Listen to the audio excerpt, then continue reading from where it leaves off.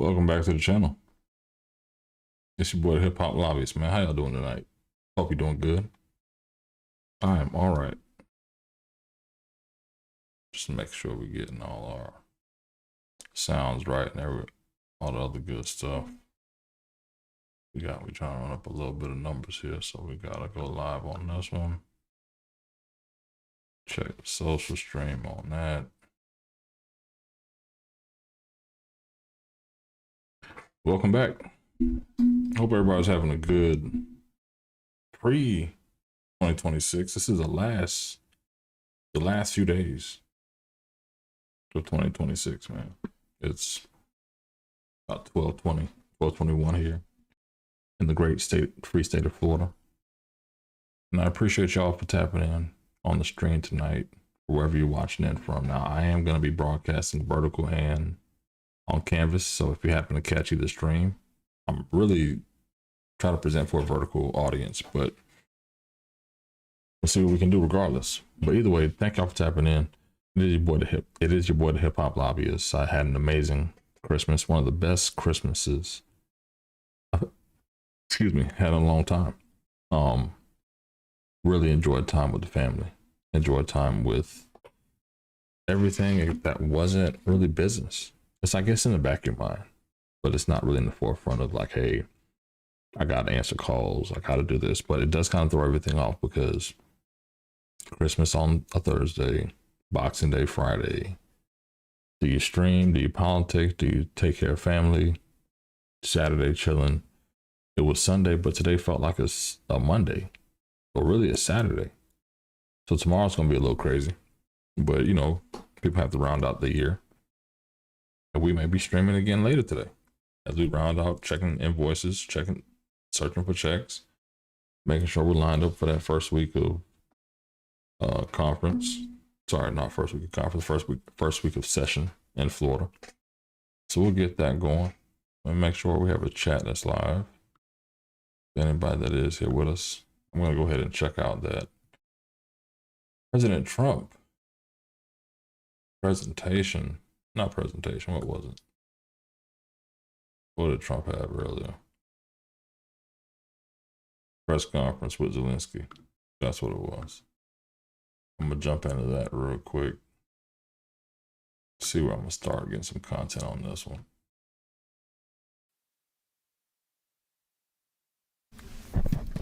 Well, thank you very much. We had a terrific meeting. We discussed a lot of things.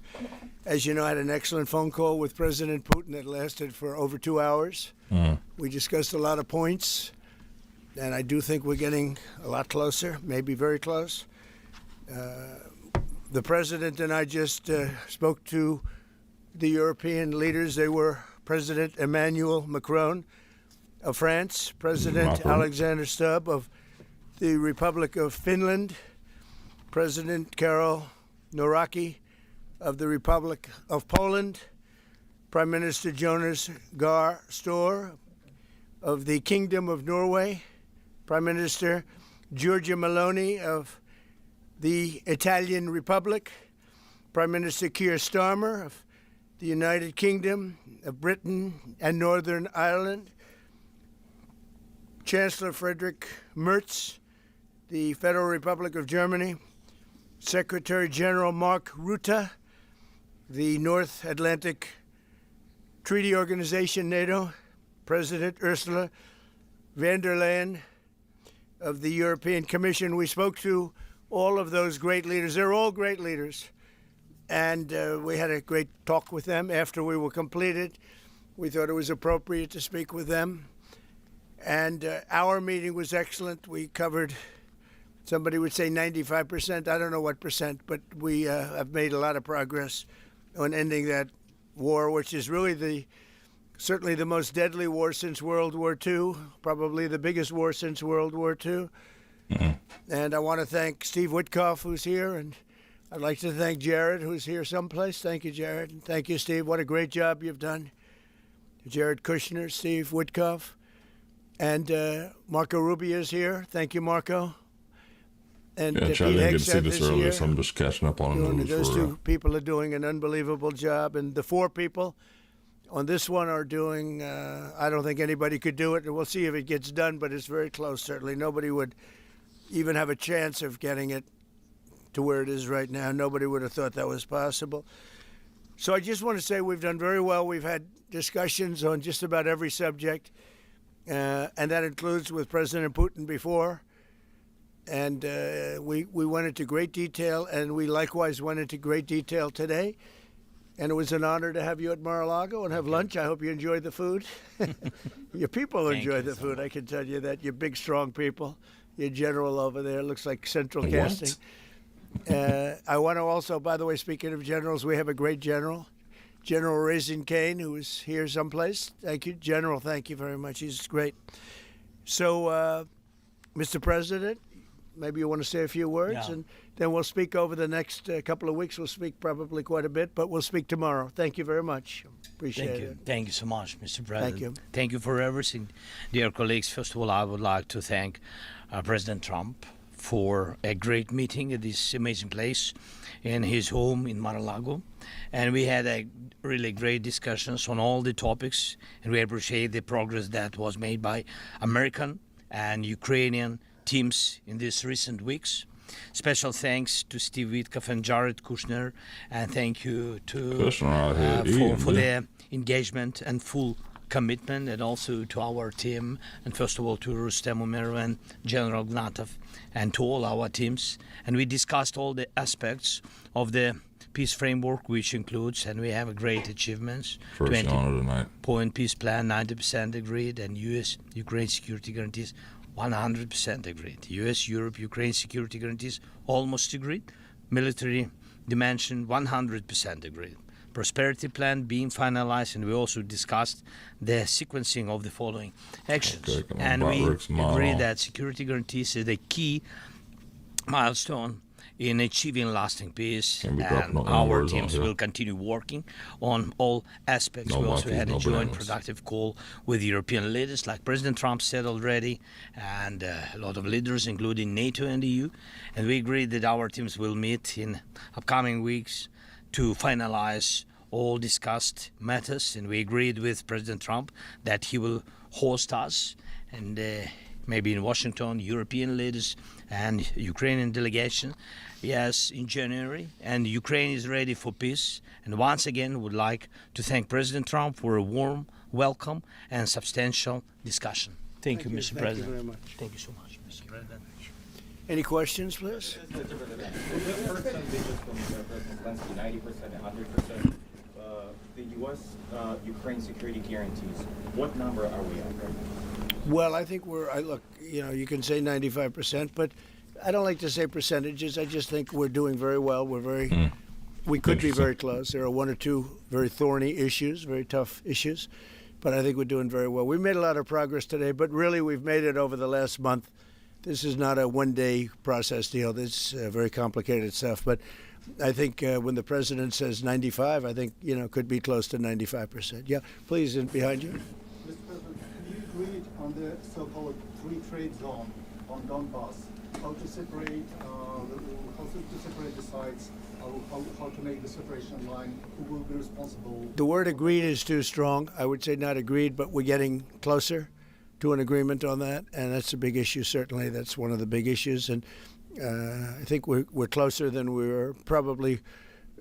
It's unresolved, but it's getting a lot closer. That's a very tough issue, but one that I think will get resolved. Yeah, please. We are receiving some mixed signals coming from Moscow, even after this talk. Can you assure us that you have received written or any formal response from them? Well, what was the issue? You have to tell me. What did they say? They are telling that Ukraine has to give up Donbass. Just very recent statement. Well, that's what they've been asking for, and there's a dispute about that. So they're going to have to iron that out. That's an issue they have to iron out. But I think it's moving in the right direction. Can you be prepared for delaying the solution on peace agreement If something doesn't happen, you mean if something doesn't happen? Yeah, go ahead. May I ask? No, go ahead. You were going to finish your question. Well, we'll see. Look, we'll see. But I don't want to talk about that because I think we're getting pretty close. Yes, please. May I ask a Please. Yes, about territorial question, Mr. President. What is your take on Donbas? Well, this was Zelensky. To see it as a free economic or demilitarized zone? No, we spoke about 20 points plan, and I'm happy that really our teams very close to results. And I Randall don't agree care with what time President it is, Trump it'll that be Epstein our files. teams work not one day and not one week, more than 1 month, beginning from Geneva, then 2 meetings in Miami, then we had Berlin, and now we have Mar-a-Lago. So this is a very difficult question. You know our position, so it's this we have to respect our law and our people, and we respect the territory which we control. And of course, our attitude is very clear. That's why President Trump said this is a very tough question, and of course we have with Russians different positions on it. And have you discussed referendum about? No, when we speak about referendum, we spoke that it's one of the key. We can have referendum on any kind of points of this plan. I said that we can use referendum like for the plan, or we cannot use referendum. It's one of the key. We can use, this possibility of Parliament to vote according to the law or to have referendum. It doesn't matter. This referendum, if the plan will be very difficult for our society, very difficult, of course our society has to choose and has to vote, because it's their land, the land not of one person, it's the land of our nation for a lot of generations. They'll probably have to get their plan approved by Parliament or by referendum of the people. You would think that they want, I know they had a poll that it's 91% in favor of ending this war, so they want to end it like everybody wants. Russia wants it ended, everybody wants it ended, and we want it ended. I want it ended because I don't want to see so many people dying. We're losing massive numbers of people, the biggest by far since World War II. So we want to see it ended, absolutely. President Yes. Trump, you said at the top that you plan to speak again tomorrow. Is that correct? I might. It depends on what happens tomorrow. If there's an additional something to add, otherwise there's no reason to. We're in the process. Jared and Steve are working very hard to get something done, and if there's something that comes up, I'd speak, but otherwise I don't think there's any reason to. In your mind, sir, what are the thorniest issues still unresolved after the? Well, I think the land you're talking about, some of that land has been taken. Some of that land is maybe up for grabs, but it may be taken over the next period of a number of months. And are you better off making a deal now? Look, let me tell you, they have been very brave. They fought very hard and continue to fight very hard and do tremendous damage. But Russia would like to see it end, and Ukraine would like to see it. And I think it's time to end. And a lot of very brave people, a lot of people that are dead right now, unfortunately, because I've said, and nobody's disputed it, that if the election weren't rigged and stolen, 2020, you wouldn't have had this war. It would have never happened. And it didn't happen for 4 years. Never was even thought to happen. And I spoke with President Putin. I got along with him very well, despite the Russia hoax, which was a total hoax. He used to say, what is going on over there? But it was a total hoax, as he knew and as I knew. But I spoke to him, and we'd talk about Ukraine. I've said it before. It was the apple of his eye, but he wasn't going to do anything about it. He didn't do anything about it until I was gone, and then a lot of really bad statements were made by people, by a lot of people, I guess, but by you say a lot of tricky a words. certain president that we had, who was a disaster. Yes. Do you anticipate going to Ukraine to get to an agreement? Same story with Trump. You're right. I'd have no problem with doing it. I have no problem with doing it. Don't anticipate it. Would like to get the deal done and not necessarily have to go. I've offered to go and speak to their parliament, and if that would help. I don't know if that would help. I think it would That's probably a help. ceiling bird, the I African don't even ceiling know if bird. You that's- know it. Welcome. Yeah, no, I know. On the it. soundboard, baby. So I'm not Welcome sure to that the it would train, be baby. really necessary, but if it would help save 25,000 lives a month or whatever it may be, I would certainly be willing to do that. Yeah, please. No. Real quick, it's over 260 of you all watching President Trump with me late night right now. We have over 8,000 subscribers. You haven't subscribed? If you haven't, please make sure you hit that subscribe button at the top. Make sure you subscribe. Don't hit the notification bell. You may get bombarded with shorts and everything else, clips and different things that I want to post. But more than anything, thank you for tapping in. I am your boy, the hip hop lobbyist, a professional lobbyist in the state of Florida. And guess what? you happen to be on my channel, however you got here, watching President Trump with your boy. So either way, make sure you subscribe. Let's get back to President Trump. That's all I wanted to say real quick while we have over 200 people here at 12:35 in the morning. Behind you. Where are you from? From Ukraine. Good, I had a feeling. Good. How about Zaporizhzhia nuclear plant? Have you discussed it? On what? Zaporizhzhia Hey, well, Yeah, It's on we the soundboard, discussed that baby. at length today. As you know, it's in pretty good shape. It can start up immediately, almost immediately. And it's one of the things I discussed with President Putin. And they were talking about the Wait, nuclear hold on, plant. hold It's on, hold on. My probably the brothers. biggest in the world, just about the biggest anywhere What in do the you think world. this Can you is? believe that? you really think my And phone battery? President Putin's actually needs to be working with changed? Ukraine on getting No, it baby, open. it's on the soundboard. He's been very good in that. That's how we sense. fold, He wants baby. to see that. Now, if you don't like Open. it, And You can leave. he hasn't hit it with missiles, Hey, hasn't hit son. it with anything. It's a big danger Hey, to Lou. do that for everybody. at least so. But they're working together to try and get it. It can open very quickly. It's in pretty good shape. And the people there have been there for years. The people there running it. You know, they have 5,000 people in that plant. Can you believe it? I learned that today. 5,000 people. It's the biggest plant of its kind in the world. My battery need to be changed. And that bad? they're working together to get it open. They could maybe get it open quickly.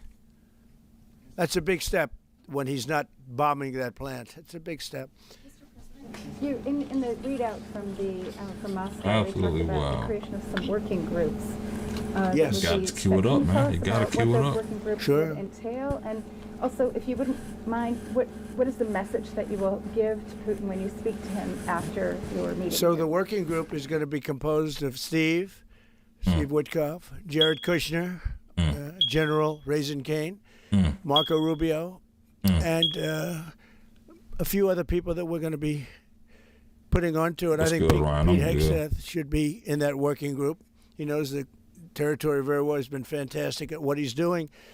And they may add one or two people. And likewise, Ukraine's going to have some very good people that were at lunch today that enjoyed the lunch today a lot, more than they thought, right? But do you want to say who may be on your working group? Yeah, we now, as I said, that we work with Steve and Jared. We worked worked our Rustem Umerov and also Deputy Minister Gislitz and also General Gnatov. Man, y'all They let will Martin know what continue time it work is, man. in this group. And of course, if we will go further, and I hope that really we will have decisions in January, as I said, about all these documents, 6 documents, and of course, we will continue work on this, so they know what to do. Yes. It is, And bro. that working group, by the way, importantly, will also then be The working smoke with detector's Russia. on the battery, man. Okay, I mean, because to work with ourselves It's on the doesn't soundboard. really solve much of a problem. So they'll be working with Russia. Yeah, please. This morning you weren't a dedeadline guy. How long do you think it'll take to get this last little bit? Make sure y'all say, like and finished? subscribe. What are Maybe we we talking can So get if it went 9,000 on really that, man. well, you know, maybe What up, Ryan? a few weeks, and if it went poorly longer, doing and if it went tonight? really poorly, it's not going to happen. That would be a shame. There's that chance also. You know, it's possible it doesn't happen. But, you know, in a few weeks, we will know one way or the other, I think. But if it went really well, but it could also go poorly. I mean, you know, we could have something where one item that you're not thinking about is a big item breaks it up. Look, it's been a very difficult negotiation, very detailed. It's funny, I settled 8 wars. Some were going on for 35 years, Here we go. and we got them settled in a couple of days. Some of them, one was going on for 37 years. I settled it in 1 day. You say a lot of tricky But words. this is a very complex one. What the bad No, I think we'll get it done. Hey, I don't want we'll to say see. when, but I think we're going to get it done. Yes, ma'am. Mr. President, you in the past have suggested a trilateral meeting between both Presidents Putin and Zelensky. Is Right. that something that is also on the docket? I see that happening, sure, at the right time. I saw a very interesting President Putin today. I mean, he wants to see it happen. He wants to see it. He told me very strongly. I Yeah, believe it's better than Biden. Don't forget, He's we more went through lively the than Biden. Russia hoax together. That's for sure. Let me switch this over real And quick. he'd call me, I'd call him, I'd say, can you believe the stuff that they're making up? And it turned out we were right. They made it all up. And despite that, we didn't get into wars and we didn't get into problems, but we weren't able to trade very much or any of that, which was a shame because, you know, a lot of success could have been had by trading with Russia. They have great land, great minerals and other things, and we have things that they want very badly.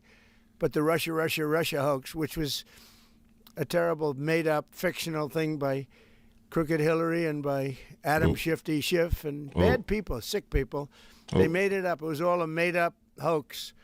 But it kept us really from dealing with Russia, kept Russia dealing, from dealing with us. So, but despite that, we got along, and I don't know. I think we're going to get there. I know him very well. I think we're going to get there.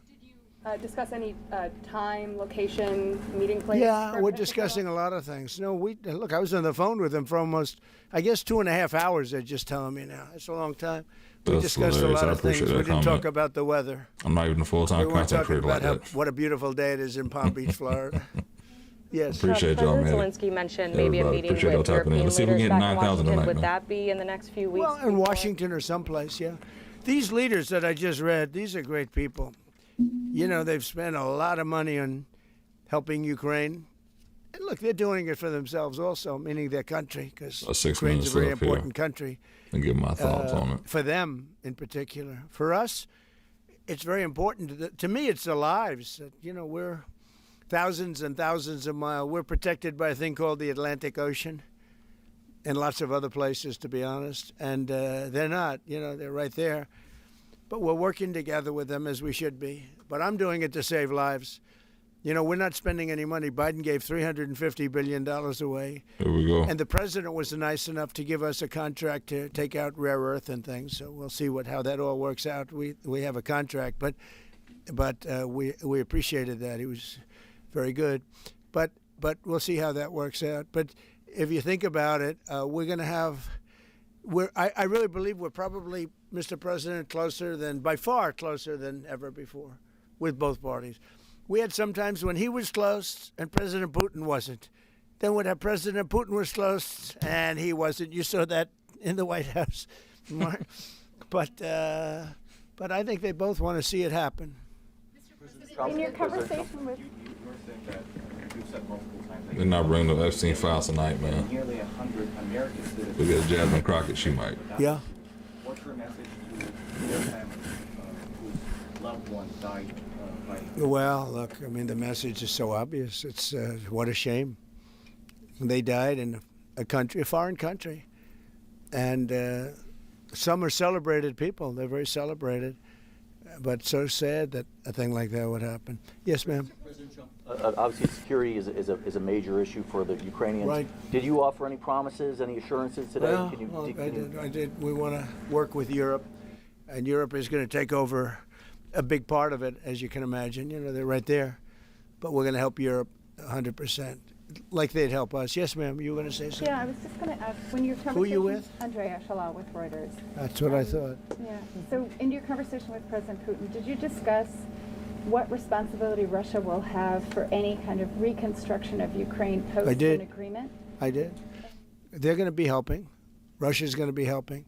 Russia wants to see Ukraine succeed. Once, it sounds a little strange, but I was explaining to the president, President Putin was very generous in his feeling toward Ukraine succeeding, including supplying energy, electricity, and other things at very low prices. So a lot of good things came out of that call today. But they were in the works for 2 weeks with Steve and with Jared and Marco and everybody. Did Russia agree, or did Putin agree to a ceasefire to allow a referendum to take place? Not a ceasefire, and that's one of the points that we're working on right now. No, not a ceasefire. He feels that, look, they're fighting and to stop, and then if they have to start again, which is a possibility, he doesn't want to be in that position. I understand that position. The president feels strongly about that or something, but I think we're finding ways that we can get around that. But I understand President Putin from that standpoint. You have to understand the other side.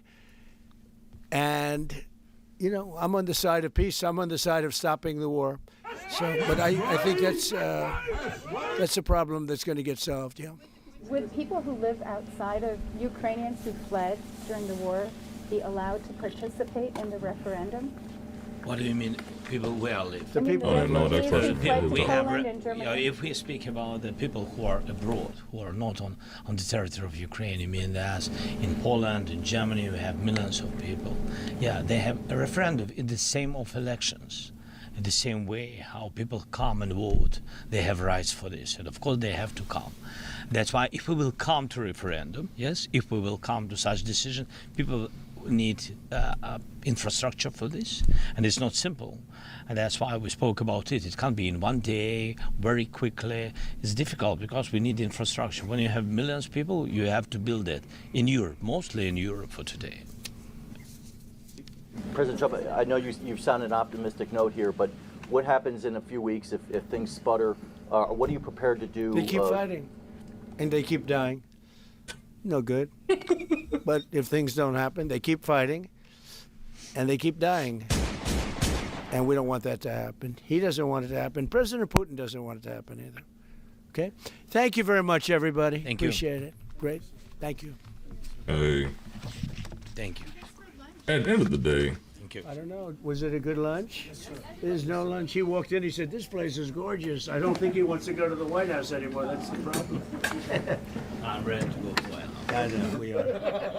It is. Always. The White House is a very special place, and so is this. I hope you enjoyed it. Thank you very much. Thank you so much. Thank you, sir. Thank you, sir. this was better than the first meeting. I'll give you that. The first meeting had so much sparks in it. It was like, oh, we're not there. And I could see even in my pre-notes, like it was more diplomatic from how they started in the first meeting, top of the year. And that was the one that kind of kicked off everything. Like, damn. Like Zelensky came, same outfit, black hoodie up. He probably wearing black Air Force Ones for what it is, right? I'm mainly the same way. Outside of repping my tattooed and educated hoodie, shout out to Fizzy the Great, and his brand, I'm mainly the same way. Dressed like Zelensky, all black. You know, it's unfortunate, but it's one of those things, right? However, it's very diplomatic. I don't think anything was really solved or resolved. People have everyday issues, right? Not only a fact of the price of groceries, the price of gas, the price of everyday whatever's happening. It's also an issue of, you know what, damn, what are the companies doing to streamline their processes? A lot of it could be automation, could be AI, could be people losing jobs. They may not care about the damn Ukraine-Russia war. It's been happening 2-3 years now. Listen, it's happening on the other side of the world. We're paying for it some kind of way. We're tired of, all our money going that way. But at the end of the day, that's where we are. But the next part of it is what people actually care about. I would say, maybe, not everybody, was what Bernie Sanders was highlighting earlier today about AI. Now, I'm in the energy sector as well. I'm a lobbyist, but I also do some energy consulting. And I know that the grid is the biggest part of the AI piece, but also jobs. Automation, AI is taking all kinds of jobs. So we're going to go here. Bernie Sanders, check out some Jasmine Crockett. But the bigger thing to me tonight is, if you can help us reach our 9,000 subscriber goal. I think we're about 102 away. I think if everyone here, 10% of y'all, all of y'all, just hit subscribe, we could hit that goal if you've enjoyed the content so far. Trying to get the soundboard together for what it is. And, you know, if you've enjoyed it, you heard the African soundbird, African sailing bird is what the people call it. Just know it's on the soundboard for what it is. So don't do anything crazy. The people like to say some crazy, negative, racist stuff in the chat, and I just don't understand. But if you are a fan, give me 2 claps and a Ric Flair. Well, make sure you hit that like and subscribe. Let's get into Bernie Sanders real quick. We won't be on here long tonight. Maybe till 2:30, 3 o'clock, maybe 4 and 5. Depending on the chat, depending on how y'all go. Let's get to it though. Welcome back. The rise of artificial intelligence, or AI, is sparking fears that AI could put millions of Americans out of work. One study by MIT found that AI could replace 1/10 of the U.S. workforce right now. My next guest says it is long past time for Congress to act. Joining us now, Independent Senator Bernie Sanders of Vermont. Senator, you are not known for mincing words on any subject, and you certainly haven't minced them about what you call the unprecedented threats posed by AI. What are you most specifically fearful of? Fearful of what, Jake? This is the most consequential technology in the history of humanity. It will transform our country. It will transform the world. And we have not had in Congress, in the media, and I'm glad you're doing this show, or among the American people, the kind of discussion that we need. Some examples. First of all, who is pushing this revolution in technology? It is the richest people in the world. Elon Musk, Zuckerberg, Bezos, Peter Thiel. Multi-billionaires are pouring hundreds of billions of dollars into implementing and developing this technology. What is their motive? Do you think they're staying up nights worrying about working people and how this technology will impact those people? They are not. They are doing it to get richer and even more powerful. That's issue number one. Who is pushing this technology? What does that mean for all of us? Number two, economically. This is what Elon Musk, putting hundreds of billions of dollars into the technology, says, quote, AI and robots will replace all jobs. Working will be optional, end quote.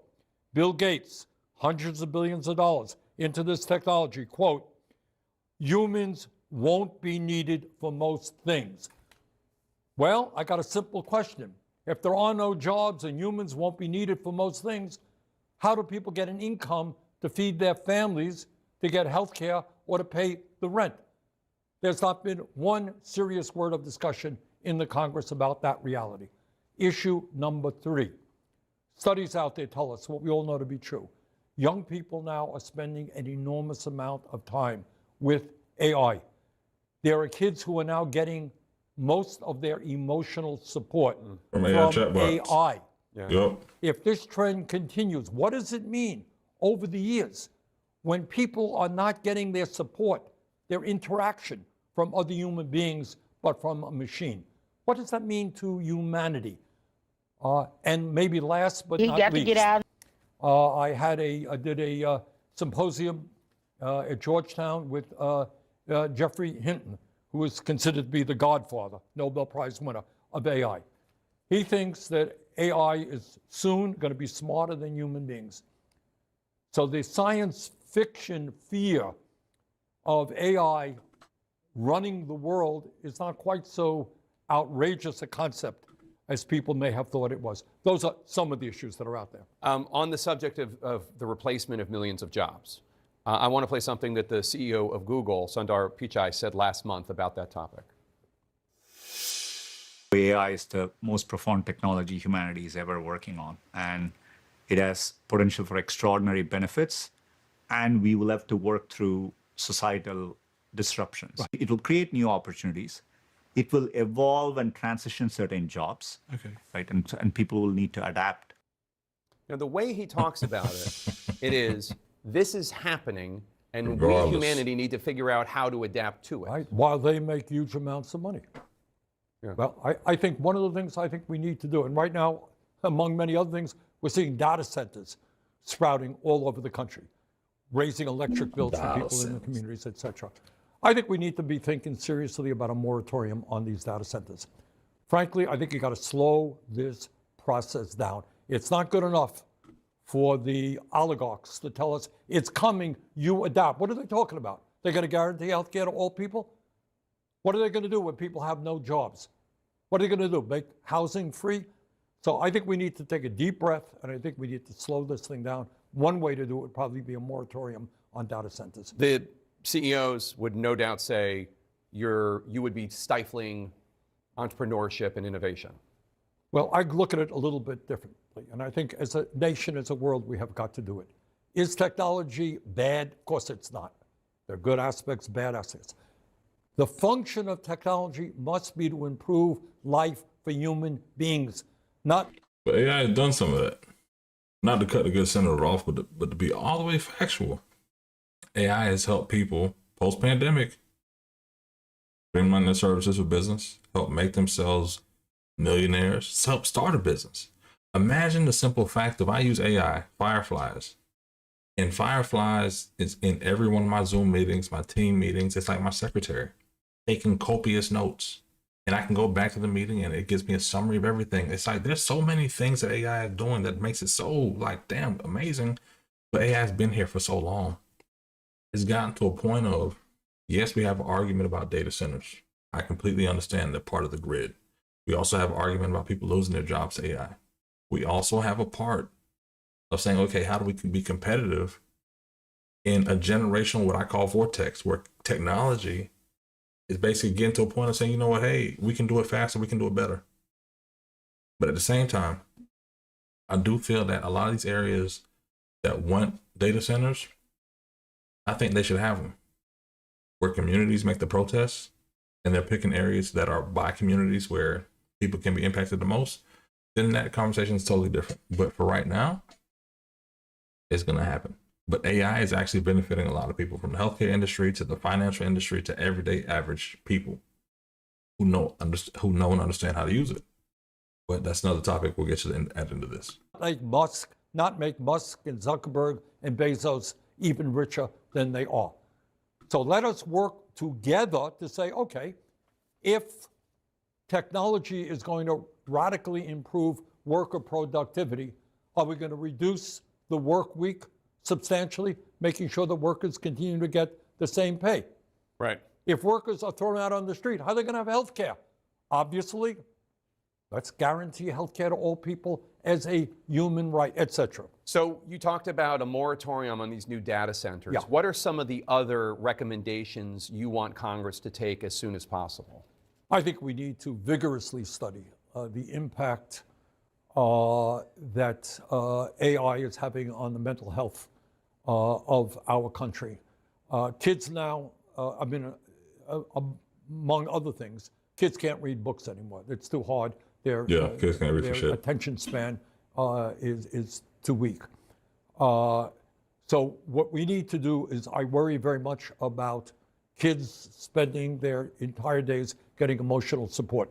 So we have got to take a hard look at that. And if we conclude that these technologies are creating more isolation, more loneliness, more mental illness, you know what? We've got to figure out a way to. That is an issue. In Florida, actually, Senator Tom Leak and Representative Christian Hunchowski have filed companion bills regarding an AI Bill of Rights. And part of it actually is a part of saying, okay, cool, how do we make sure these chatbots that are talking to our kids, that as a parents, we understand what's being discussed, right? Because these kids are going to chatbots for suicide, for depression, for peer pressure, whatever it is, and they're committing suicide. They're not having the companionship of everyday people. But I get the pandemic part of, hey, we're in the house for 2 years, right? Everybody's wearing masks. You just cut off a whole cycle of somebody's life, and all of a sudden they have AI and technology and social media as a device. But it's also a fact of me honestly thinking about it out loud here. Bernie Sanders has been around all this time. And my issue with Bernie and the progressives is this. Cool, right? I get the fact that AI is your new, like, tug of war you want to have with America, but it's just like a running tug of war bullshit, right? Because all it is ends up being, okay, you're going to go from healthcare for everybody. Okay, we got Obamacare. That wasn't good enough. We need more. We need more. We need a living wage. What's a living wage? I'm not going to give you a dollar figure. For 20, 30 years, I've been in the Senate. I've never given you a dollar figure on what a living wage is. I'm going to tell you what the problem is. And now you shifted all the way to focus on the AI now, data centers. I think Bernie Sanders be grifting for real, just to get the progressives popping and going. And it's like, it sounds good. At the end of the day, and we can show it. If you really look at his arguments from the time he was mayor in the 70s until now, Bernie Sanders hasn't changed his argument the whole time. So is the system broke? Or is Bernie Sanders realizing that I could profit off the fact that people don't know that I've been saying the same shit for 50 years? Just to be real. Stop it. So the president just blocked right. states from taking on any sort of AI regulation. Right. And New York did it too. Meanwhile, Congress hasn't done anything. I mean, you are trying. Senator Hawley and Senator Britt on the other side of the aisle are trying. We'll get some of the chat. But there doesn't seem to be much of an appetite. Is that because, do you think, these AI technologies, the companies are so wealthy and affecting the willingness of legislators to do their job? That's a very important part of it. Look, Elon Musk himself contributed over $270 million to elect Donald Trump the president. Absolutely These guys crazy. have now come up with their super PACs to try to make sure that there is no regulation. So yeah, they are a very, very powerful entity, and I think that is one of the reasons why Congress has not been responding effectively. Some Republican lawmakers, as I mentioned, Hawley and Britt, open to regulating. Others seem wary of any sort of involvement in this technology. Do you think ultimately that there will be a bipartisan majority willing to take any sort of action? Well, any sort of action is what does that mean? Any sort of legitimate action. Significant action. Yeah. I don't know. Look, you are, My bad. again, Camera this late. technology is not being pushed by mom and pop store owners. It is being pushed by the wealthiest handful of the wealthiest and most powerful people on earth. Can they be stopped? I don't know. But that raises a broader issue, the future of democracy, because it's not just AI and technology. These guys have unbelievable wealth, unbelievable power. What does that mean to the future of democracy? That's another great question that we're going to end 2025 wondering about. And Senator Bernie Sanders, we always love having you. Thank you so much for. The thing about it is, these companies know how to market it right. Think about this. If you are a small business owner, you went to an HBCU, you made a product that goes viral and people buy it and sell it, you get an Amazon program, and all of a sudden, you get to a point of them needing to show the benefits of their small business development program. Guess what? They've done it. There's an associate that I know, David Castro, that went to the Florida A&M University that was in the same situation and showed up to the Tallahassee Capitol and was in the program and basically said it's not a knock or nothing. It's a salute, actually, to say, you know what, damn, you've grown your business, but at the same time, these companies, Zuckerberg, Bezos, the rest of them, they know how to play the game. They know how to play the political game. And the thing is, I've read some of the chat, some people are not pro AI. People are losing jobs to AI. I totally get that. The data center piece, I'm conflicted, right? Because I do think that you can probably create some clean energy data centers, but what they need for the gas combustion turbines and all the gas they would need and the metric tons they would need to produce 200 megawatts or 2 gigawatts or whatever of power, 2 megs, that's a lot of gas. There's a lot of fumes in the air. And it goes to a question of this. Would you rather have data centers in your backyard or nuclear rods? Because a lot of data centers can probably be charged off of nuclear rods, which will still need some water, but it'll be less than the gas. And essentially, it's like, would you be more comfortable with nuclear rods in your background for data centers or the gas combustion turbines? You know, it's something else. If you want to get on the waiting list, it's like a 4-year waiting list. $4 billion, $2 billion to get there. But the main point, it also gets to something I read earlier. I looked at, let me pull it over here on the screen. Give me 1 second, y'all. About there are a lot of people who are going to be losing jobs to AI. I completely get it. One thing I do think that gets lost in it is, if I pull this up right, AI taking jobs, what can you actually do, you know, to survive? One thing I've seen, and this isn't for everybody, prompt engineering. I didn't know that companies were paying this much annually for professionals to know how to talk to the prompts. I actually completed my certification at Vanderbilt University via Coursera. Quick plug for them. I understand how to use AI better. It's a good thing. I'll salute that, right? Something else, AI trainer, data labeler, specialist. I didn't know this was a thing, right? What I'm saying is, I think we're in like a vortex of we have to kind of adjust. People have to adjust to new jobs, new labels. AI is going to be here. We're going to be anti-data centers, AI, but it's there. Something I'm looking at, some of my homies as well, AI ethics and policy specialists.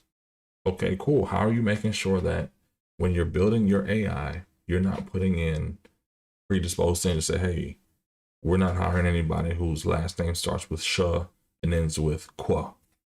Anything, any variation of that, right?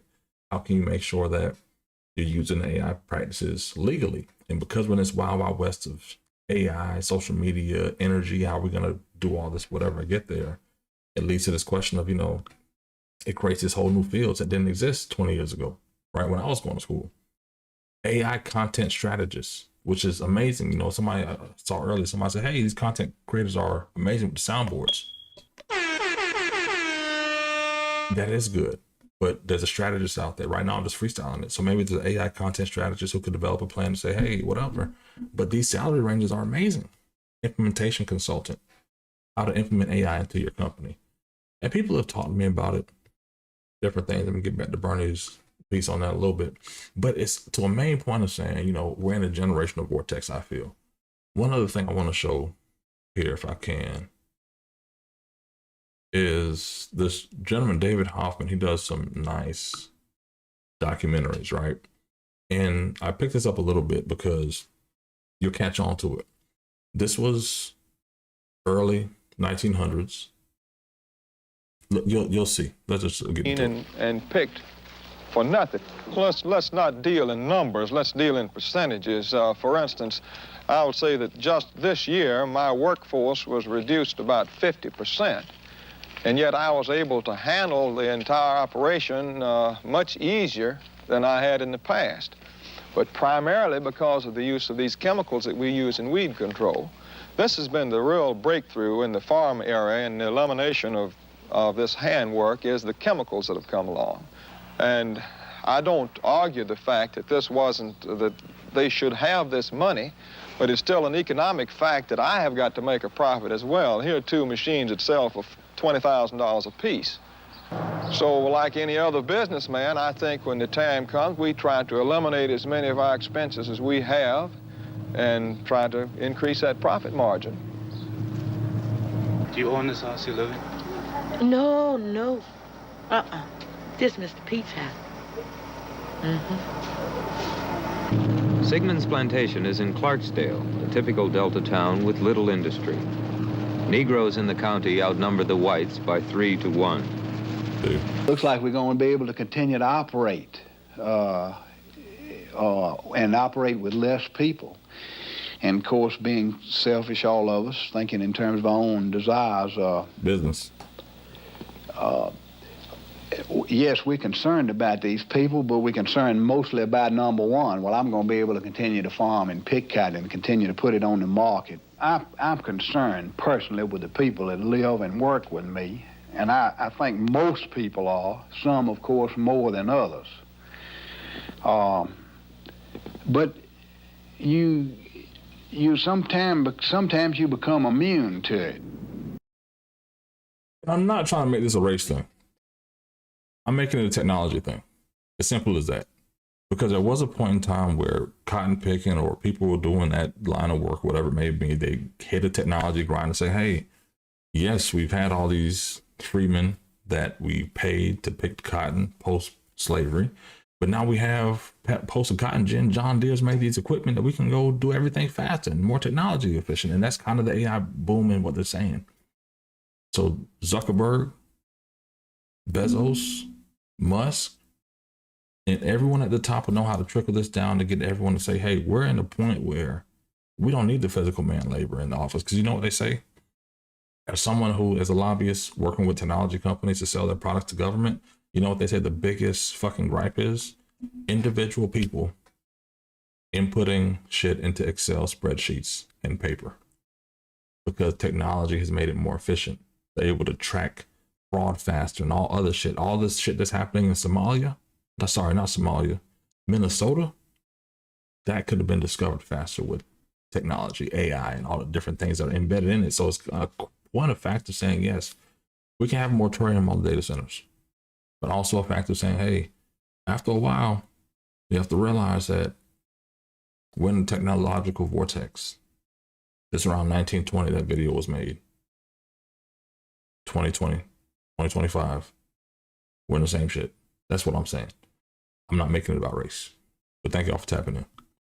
Congresswoman Jasmine Crockett, a Democrat of Texas, who launched her run for Senate in the state earlier this month, and she joins me now. Congresswoman, it's good to see you. Do you agree with that as we head into what will be an election year, a very pivotal one, that issue remains number one to voters above everything else? Absolutely. I mean, we just got through Christmas, and I'm looking to see what the numbers are going to look like as it relates to spending and to see what the numbers look like. Were they up? Were they down? But right now, as I go around, especially as I've been talking to my seniors, they are so very concerned because the cost of rent is going up, and it seems like their checks aren't going up. And people are really, really scared about what we know is about to happen as it relates to the healthcare cliff as well. And it seems like this administration and the Republicans are not interested in doing anything to make healthcare more affordable in this country. Yeah, that'll be the first big thing to hit in the new year. It's the one place. I mean, I think there's two places where you can really say the president is responsible for higher costs, like directly. One of them is tariffs. He's put tariffs on. People are paying tariffs. That's on him. And one of them is healthcare. They could have passed an extension of the subsidies. They haven't. There's some interesting data about enrollment in the ACA. People were a little worried that the subsidies expiring would take enrollment down. It looks like that hasn't happened so far. But what it does mean is that households just eat the cost, which they're going to see in the new year. I wonder how much you think that will be an enduring issue in that first month when Congress is back. I think it's going to be an issue. I mean, at least for me here in Texas, obviously Texas leads in uninsured in the country. We already have 5 million that are uninsured. Yep. We have close to 4 million people that actually are on the marketplace. And we know that close to 90% of those that are on the marketplace actually have the benefit of that tax subsidy. What I've been encouraging people to do is, hey, don't listen to the Democrats or the Republicans on this issue. What you guys should do is just go ahead and call your health insurance provider and ask them what your new premiums are going to look like. And I think that that's going to tell the story. But I do want to go back to what you said about the tariffs. One of the things I don't think that we've really emphasized enough is the impact that the tariffs have had on our small businesses as well as our farmers and ranchers.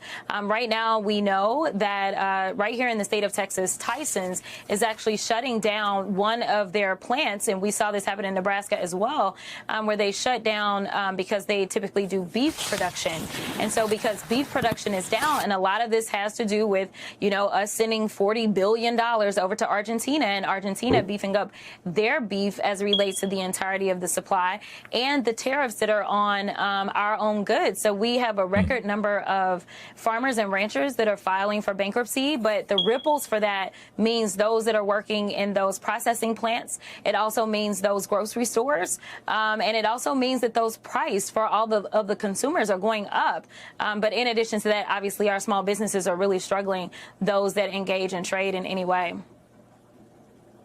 Yeah, the tariff story is interesting to me because in some ways, even as a professional whose job it is to follow the story, it is a very hard story to follow because there's the quote unquote reciprocal tariffs, there's regional tariffs, there's sort of punitive tariffs to certain countries he doesn't like Brazil because they're prosecuting an ex-president who tried to foment an insurrection and he hates them for that. There's the bilateral talks with China, there's individual products that he jacked up and he put down. So you can very much get lost in where we are with them. What has been striking to me, and I'm curious what you think, how much it has stuck with voters in their perception. Like, it is really telling to me that in almost every poll you run, the thing he's weakest on isn't just the economy, but specifically on policy. It is the tariffs as the least popular part of this president's agenda. Yeah, I think it's because people finally understand that these are taxes that we're paying for, right? Like, I don't think, especially if you're a traditional Republican, you usually are anti-tax. So the idea that, you know, you've got this Republican president and all he's doing is adding taxes for people at a time when they're struggling. I mean, you know, we haven't talked about housing costs either, but when you start to go down this rabbit hole, it does go pretty deep. We know that the vast majority of a lot of the wood that we get when we're looking at building homes and things like that, the lumber, we get that right out of Canada, right? But he decided to randomly pick a fight with Canada. So, you know, the ripples as it relates to the tariffs are very real, but I think that most people are just like, listen, this costs me more money, so it must be the tariffs. And I think that that is a very simple kind of connection instead of going down the rabbit hole. And that's where Republicans are split, to be fair. There's a video I'm going to interrupt here real quick, if you don't mind. People love Jasmine Crockett for what it is. I do too, right? But there's a point, 5-minute video, 5-minute interruption, respectfully, not just for anybody, but former President Ronald Reagan, about his full speech about tariffs and trade, right? And the reason I'm bringing this in because you have to get to a point of realizing this shit ain't worth running your blood pressure up, right? Respectfully. Because when you think about it, Trump is a faction of the Republican Party, MAGA, a whole new brand, like Nike Reebok when it came out. Now you have a whole other faction of old school Reagan Republicans that aren't really feeling it, who may have been, you know what, the Blue Dog Democrats or the conservative Democrats who are really like, hey, I'm a Republican, I'm just wearing the blue hat, right? But let's check out what Reagan said about it, because this caused a rift between Rand Paul and Trump earlier, because they were airing this ad in Canada as a response to Trump's tariffs. We may not play the whole 5 minutes here. My fellow Americans, Prime Minister Nakasone of Japan will be visiting me here at the White House next week. It's an important visit because while I expect to take up our relations with our good friend Japan, which overall remain excellent, recent disagreements between our two countries on the issue of trade will also be high on our agenda. As perhaps you've heard, last week I placed new duties on some Japanese products in response to Japan's inability to enforce their trade agreement with us on electronic devices called semiconductors. Now, imposing such tariffs or trade barriers and restrictions of any kind are steps that I am loath to take, and in a moment I'll mention the sound economic reasons for this, that over the long run such trade barriers hurt every American worker and consumer. But the Japanese semiconductors were a special case. We had clear evidence that Japanese companies were engaging in unfair trade practices that violated an agreement between Japan and the United States. We expect our trading partners to live up to their agreements. As I've often said, our commitment to free trade is also a commitment to fair trade. But you know, in imposing these tariffs, we were just trying to deal with a particular problem, not begin a trade war. So next week, I'll be giving Prime Minister Nakasone this same message. We want to continue to work cooperatively on trade problems and want very much to lift these trade restrictions as soon as evidence permits.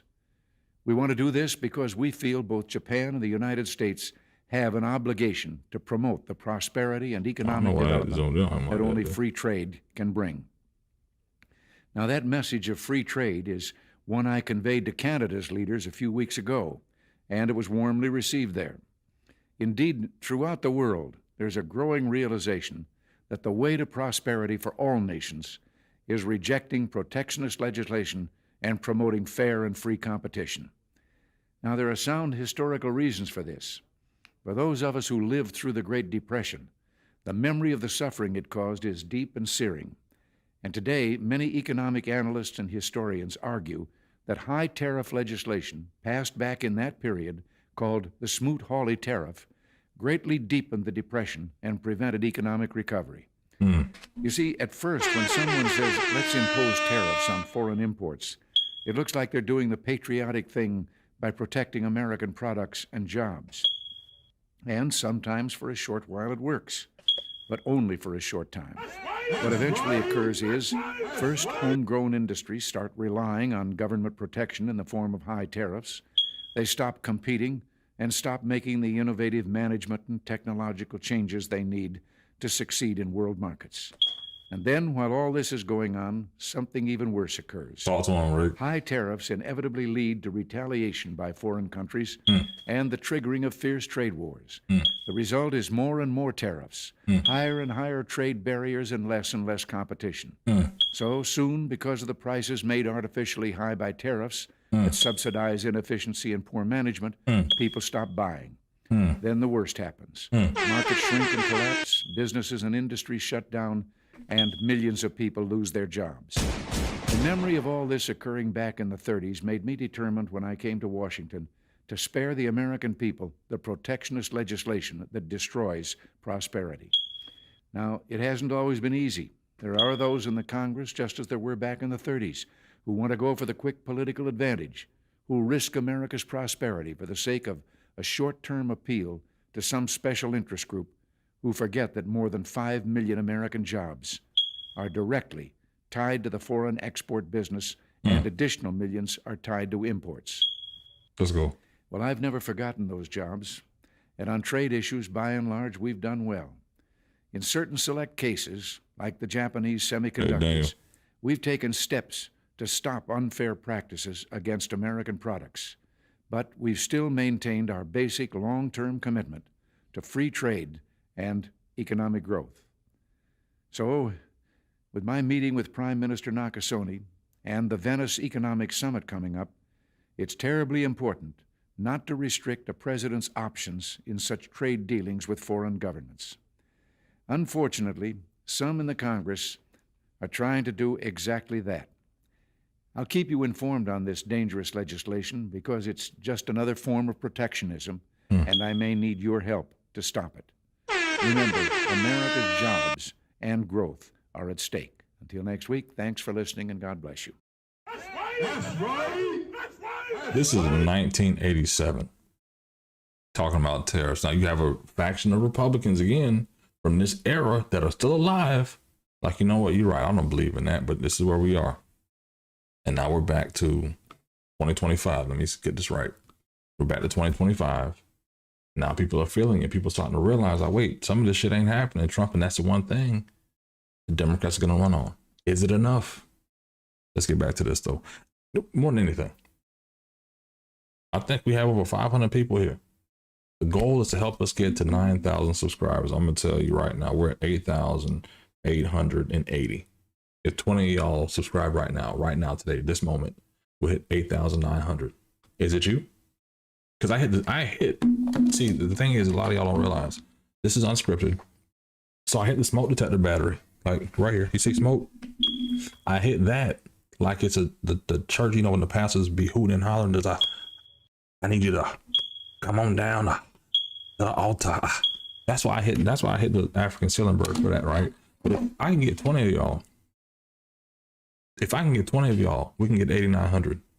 Another 100 that's sitting there waiting, we can hit the 9,000 a night. Come on.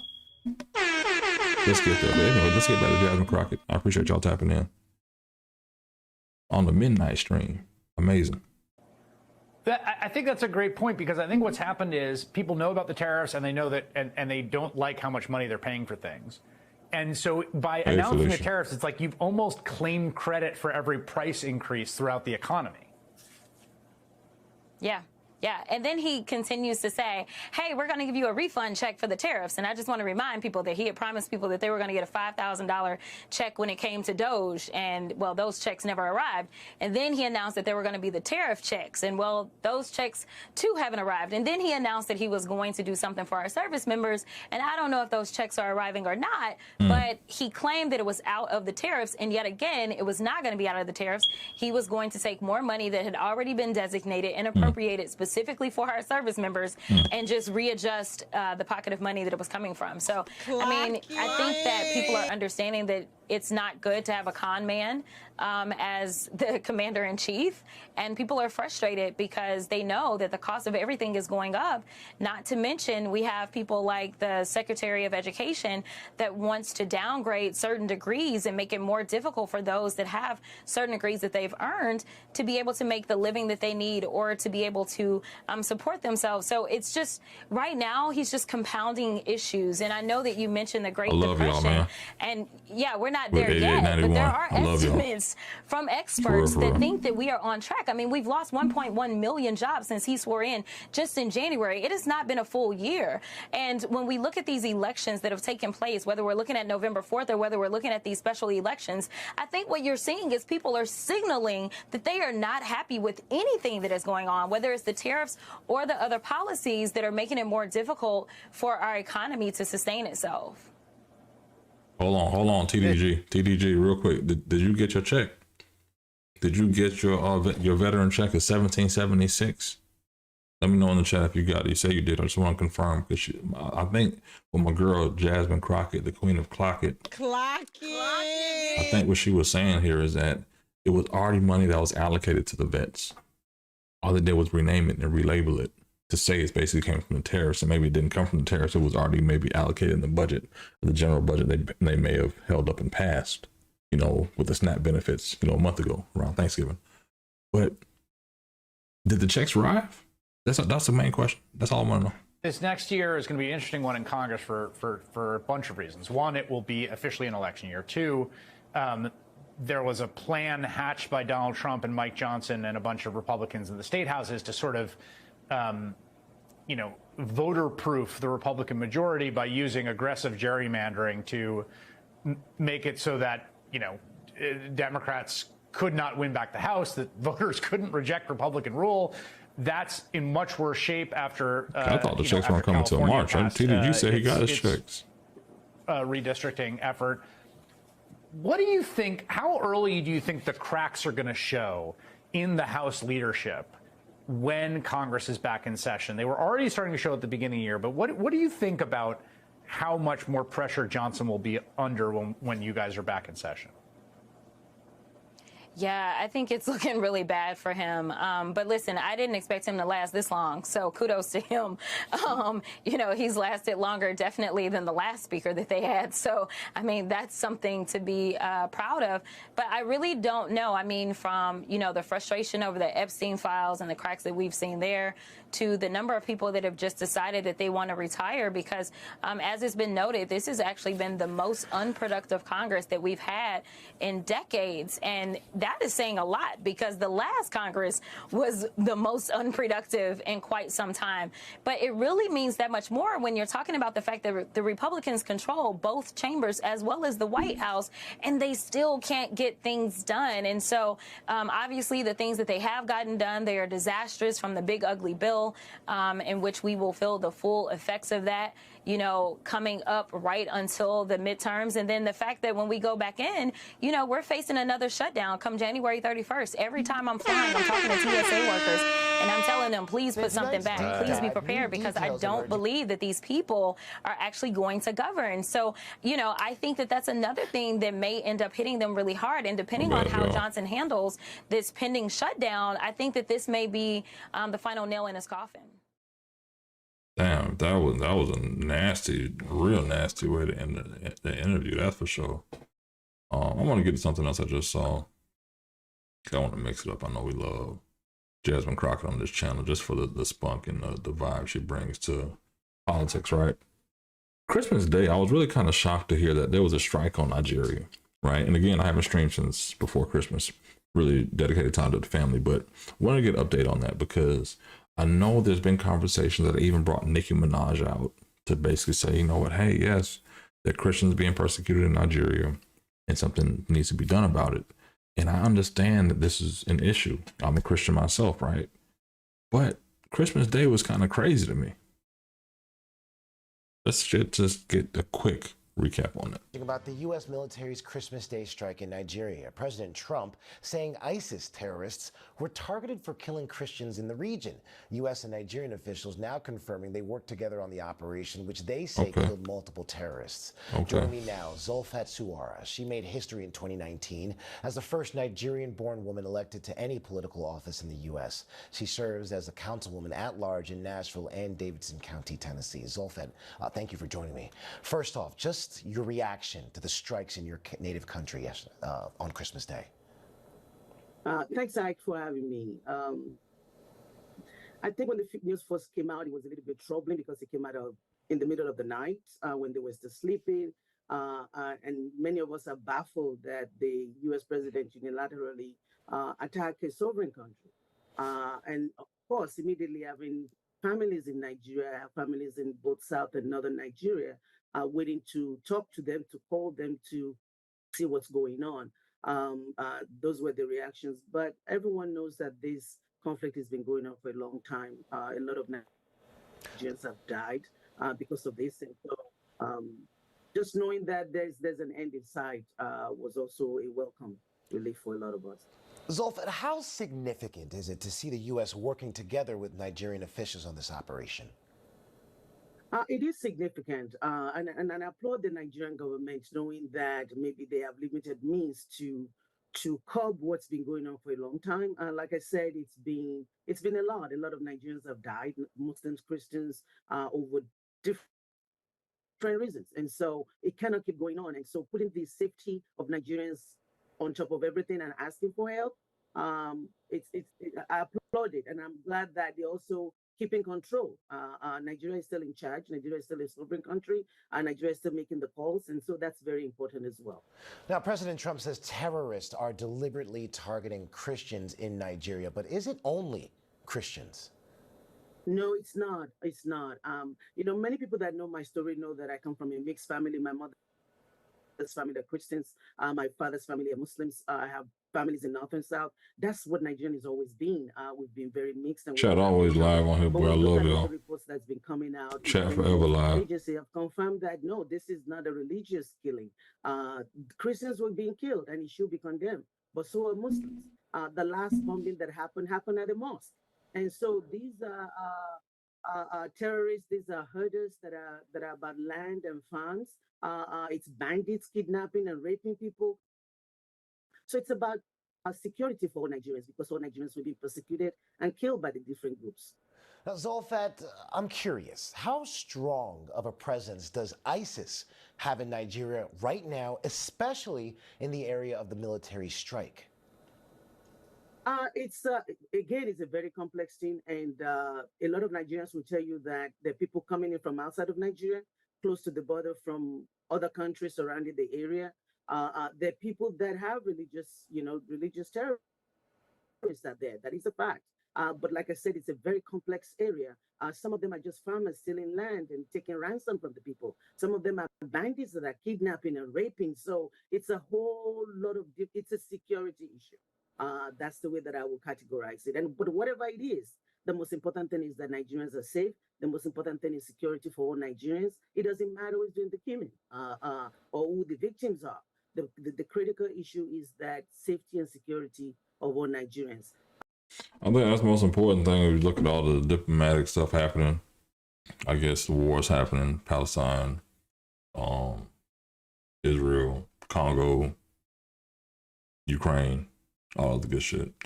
It's kind of crazy. Getting back to America real quick.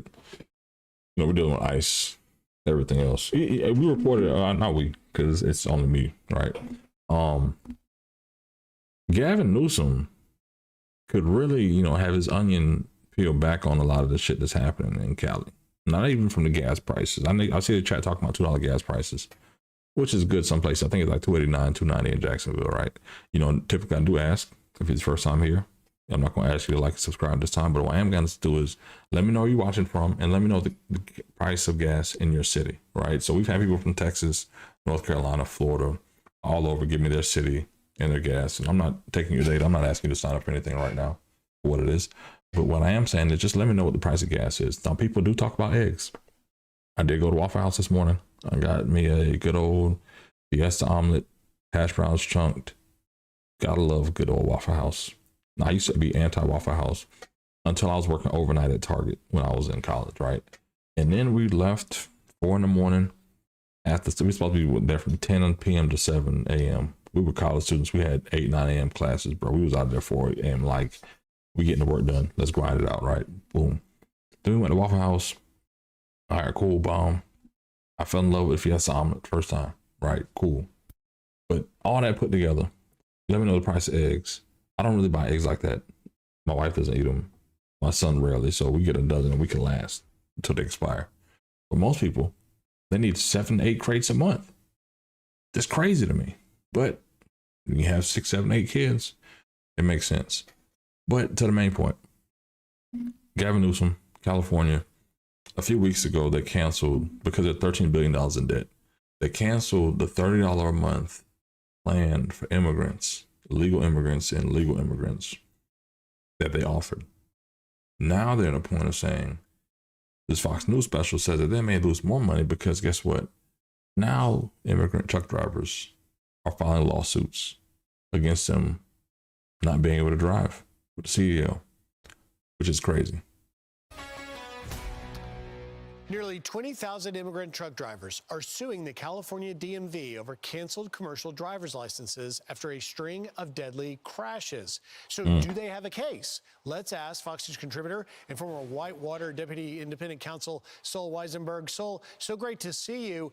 Nobody better to break this down for us. Obviously, we have seen the string I need to pay of attention to the deadly chat more. My crashes bad, going y'all. back to this summer when that illegal immigrant truck driver in Florida did a U-turn, killing 3. In a string of cases that included more recently a Chinese illegal immigrant that had a CDL and an Indian immigrant that had a CDL. And in this case, one individual was killed in both of those, but that Chinese national and the Indian national had crossed the border illegally and been released under the Biden administration in 2023 out west in Arizona and California. Now we see this lawsuit. Do these immigrant truck drivers have a case? Well, it's too early to tell, Griff, but I wouldn't put my money on them. Here's really the issue. They're suing California And they're saying California made clerical errors. They're not saying at this point that there's a problem with the federal government, as I understand it. And here's how this whole thing started. There's a ton of federal transportation money going to the states. And the Trump administration came in and said, guess what? You have a lot of people driving with commercial licenses who shouldn't be. Illegal aliens or people who are legally here but don't have the proper status to be driving. And if you don't fix it, you're not going to get any transportation money. And so you have a guy like Gavin Newsom, the governor of California, who is no fan of Trump, who canceled over 20,000 commercial licenses because they don't want to lose that federal money. We're talking about 73 million for the state of New York, 73 million alone. So here are the two main issues here. You've got people who are driving, illegal aliens or people with not completely legal status who are here, who have commercial licenses issued by the states, and those licenses haven't expired yet, but their status as legal non-citizens here has expired. And the Trump administration has said that's going to stop. And at first, Gavin Newsom was very defiant about it. And then he canceled 20 licenses, or he announced they're going to be canceled, I think, on January the 5th. And your second issue, as you pointed out, is people who are here, whether they're legal or not, they're of immigrant status and they're driving trucks and they are not proficient in English, which of course can cause all kinds of accidents.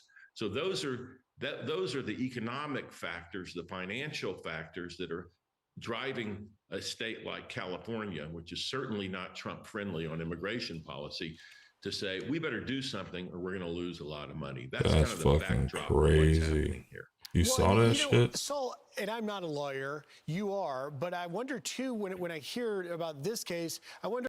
Did you see that fucking accident? No, let me go back. That's fucking crazy. Look at this guy. Oh, my bad. I didn't make the transition right. Watch this shit. This driving is fucking crazy. And you know, you don't realize it for real. No lie. You don't realize this shit for real till you go out of the country. Then you start seeing like, damn, this is why they don't want motherfuckers with other licenses over here, because bitch, they be driving all kind of reckless in other countries. That are Wait, watch this shit. A state like Watch this fucking driver. You got Buddy over here with his foot up. You see the road here. He's in a semi truck in Fort Pierce. You see the road. California. Why the fuck you making? Are you fucking serious? To say we better do something or we're going to lose a lot of money. That's kind of look at this guy's fucking reaction. Like, oh well, shit. You know, Saul, and I'm not a lawyer. Oh, did I do something wrong? And I'm not a lawyer. What the fuck kind of driving is that? Come on, man. And the thing is, I'll be real with you. We were in DR in June, May. And we're riding. I thought about it like, yeah, this is why they made a fuss about this international driver's license. And my wife said, what the fuck are you talking about? I'm like, you know what? That's just the nerd political expert in me. You know what I'm saying? It's like, damn, you start thinking about shit like, damn, I didn't really understand the fight for these international licenses until you realize, like, damn, it's always one or two good people with a license. You hate to sound racist or crazy, but it's like, no, this is fucking crazy. Like, how you driving a semi like that on a fucking interstate? Are you serious? You respect the road, but that's fucking ridiculous. That's fucking crazy, bro. Let me stop before I say something ridiculous. You are, but I wonder too when I hear about this case, I wonder, so do the families of the victims who were killed by illegal immigrant truck drivers that crossed the border illegally were released, then given work authorization, then given commercial driver's licenses for which they were not qualified to operate, do the families have a civil case to bring against the previous Biden administration for enabling this? Well, they'll have to get past issues of qualified immunity if they're going. Also, vocals, thank you for that. It is kind of like that. I think they do have a potential case. I'm not an expert in that area of law. I don't see why they wouldn't.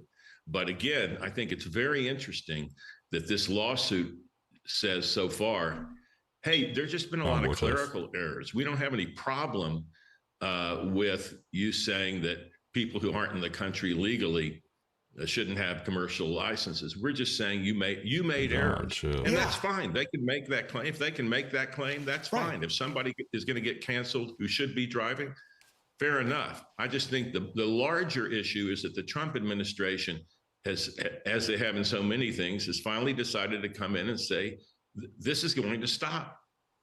It's really that simple. It's such a great point. It's the clerical argument they're making. They're okay with the fact that you have 80,000 ton trucks being operated by highly dangerous situations. At the end of the day, Saul, do you believe that this is an issue that the Trump administration should continue to lean into? Well, I think they're going to lean into it, and I think for the most part, they're going to win. Here's what's also going on. I think I said there are many different strands in this fight.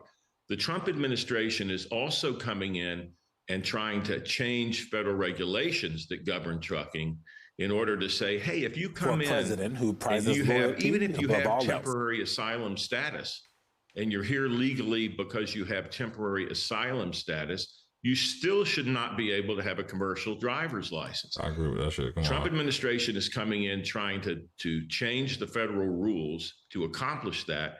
And right now that's been halted temporarily by a federal judge. So that's really the key, to come in and use the power over federal regulations to do something about this.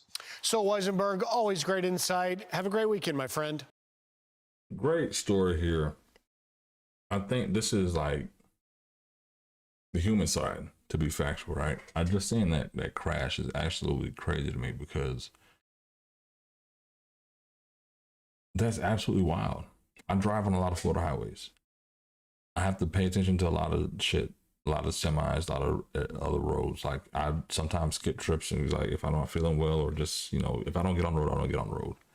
But shit like that is something you don't prepare for, because you assume that anybody who's driving a commercial vehicle, a semi truck, they've gone through the testing. They're some of the best drivers out there.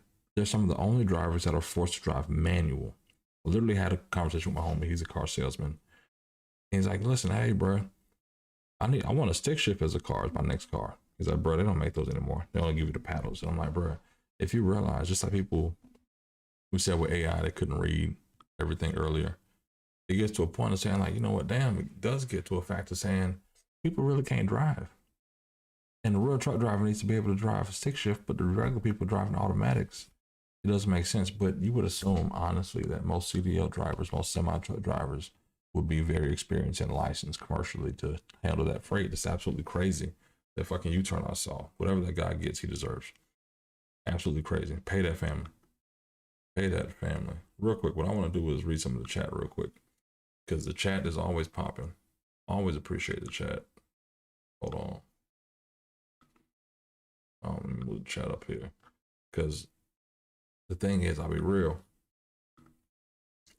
I monitor the chat, but I'm not reading it all the way through. Not for the stream, right? I had some messages deleted. I was trained to manual 13 speed. Damn, TJ, that's crazy. 5 speed, same here, right? But yeah, the problem is, got a party who wants right, what's left, and even with no accountability, no respect, no morals, no religion, violence. I get that. Tell you all the facts. It's federal reg that actually makes sense. Don't speak English. How you driving a semi like that? Listen, it's crazy. Fake license, semi-cruising. I thought y'all had more here to talk about. We had some gas prices in here earlier. I don't know where I brought up that Model S from. And whoever, John, I think you said something crazy about whatever on that cliff. That's wild, bro. Keep it out of chat, please. Milk is $2.34 a gallon, just about right. $3 in Northeast Pennsylvania for gas. $2.67 Massachusetts. California pays $1.20 to $1.30 per gallon in tax. That's crazy. $1.30 in tax for gas is absolutely wild. $3 in PA. $2.19 in Western Kentucky. Western Kentucky, we naming like Paducah, Murray. Where in Western Kentucky? We used to be in Kentucky for a while. $259 in Chicagoland, $266 down the street for the cheap stuff. Okay, Mississippi, Tupelo in the building, $217. $389 in California. That's actually a good California price. You must be outside of LA. La Grande, Oregon, $344. $270. Vessel Vocal. Thank you for that. I'll make sure I'm gonna check my vocals as well. Make sure I get a better balance there. I've had to turn up some of my voice mod audio clips to make sure it balances out, but I think I have my volume still a little crazy. $259 in Georgia. Southern Cal, $451 today. It's down, but gas is not my only expense. Okay, eggs are $8.99. That's absolutely crazy. California gas, $4.59. A lot of people in Chicagoland tonight. Kanye East, what's up, Captain? Yeah, I would get Cuba Gooding Jr. I get Kanye. Who else? I think that's a mix of who I've got on the chat. Which one of y'all? I'm gonna put it in the chat eventually. I may do a poll. But let's get back to it. 309, 270 the total price. I'm reading the chat. That's what they said. That's what they said, chat. Let me get this right.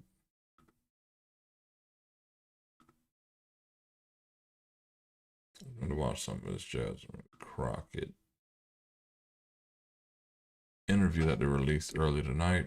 Full interview discussing her campaign for U.S. Senate. First of all, I want to thank you very much for taking time out of your very busy schedule in the campaign. You've been campaigning since December 8th officially now. Not even 2 weeks old, yeah. Yeah. I want to first just ask, how are things going? Was it what you expected?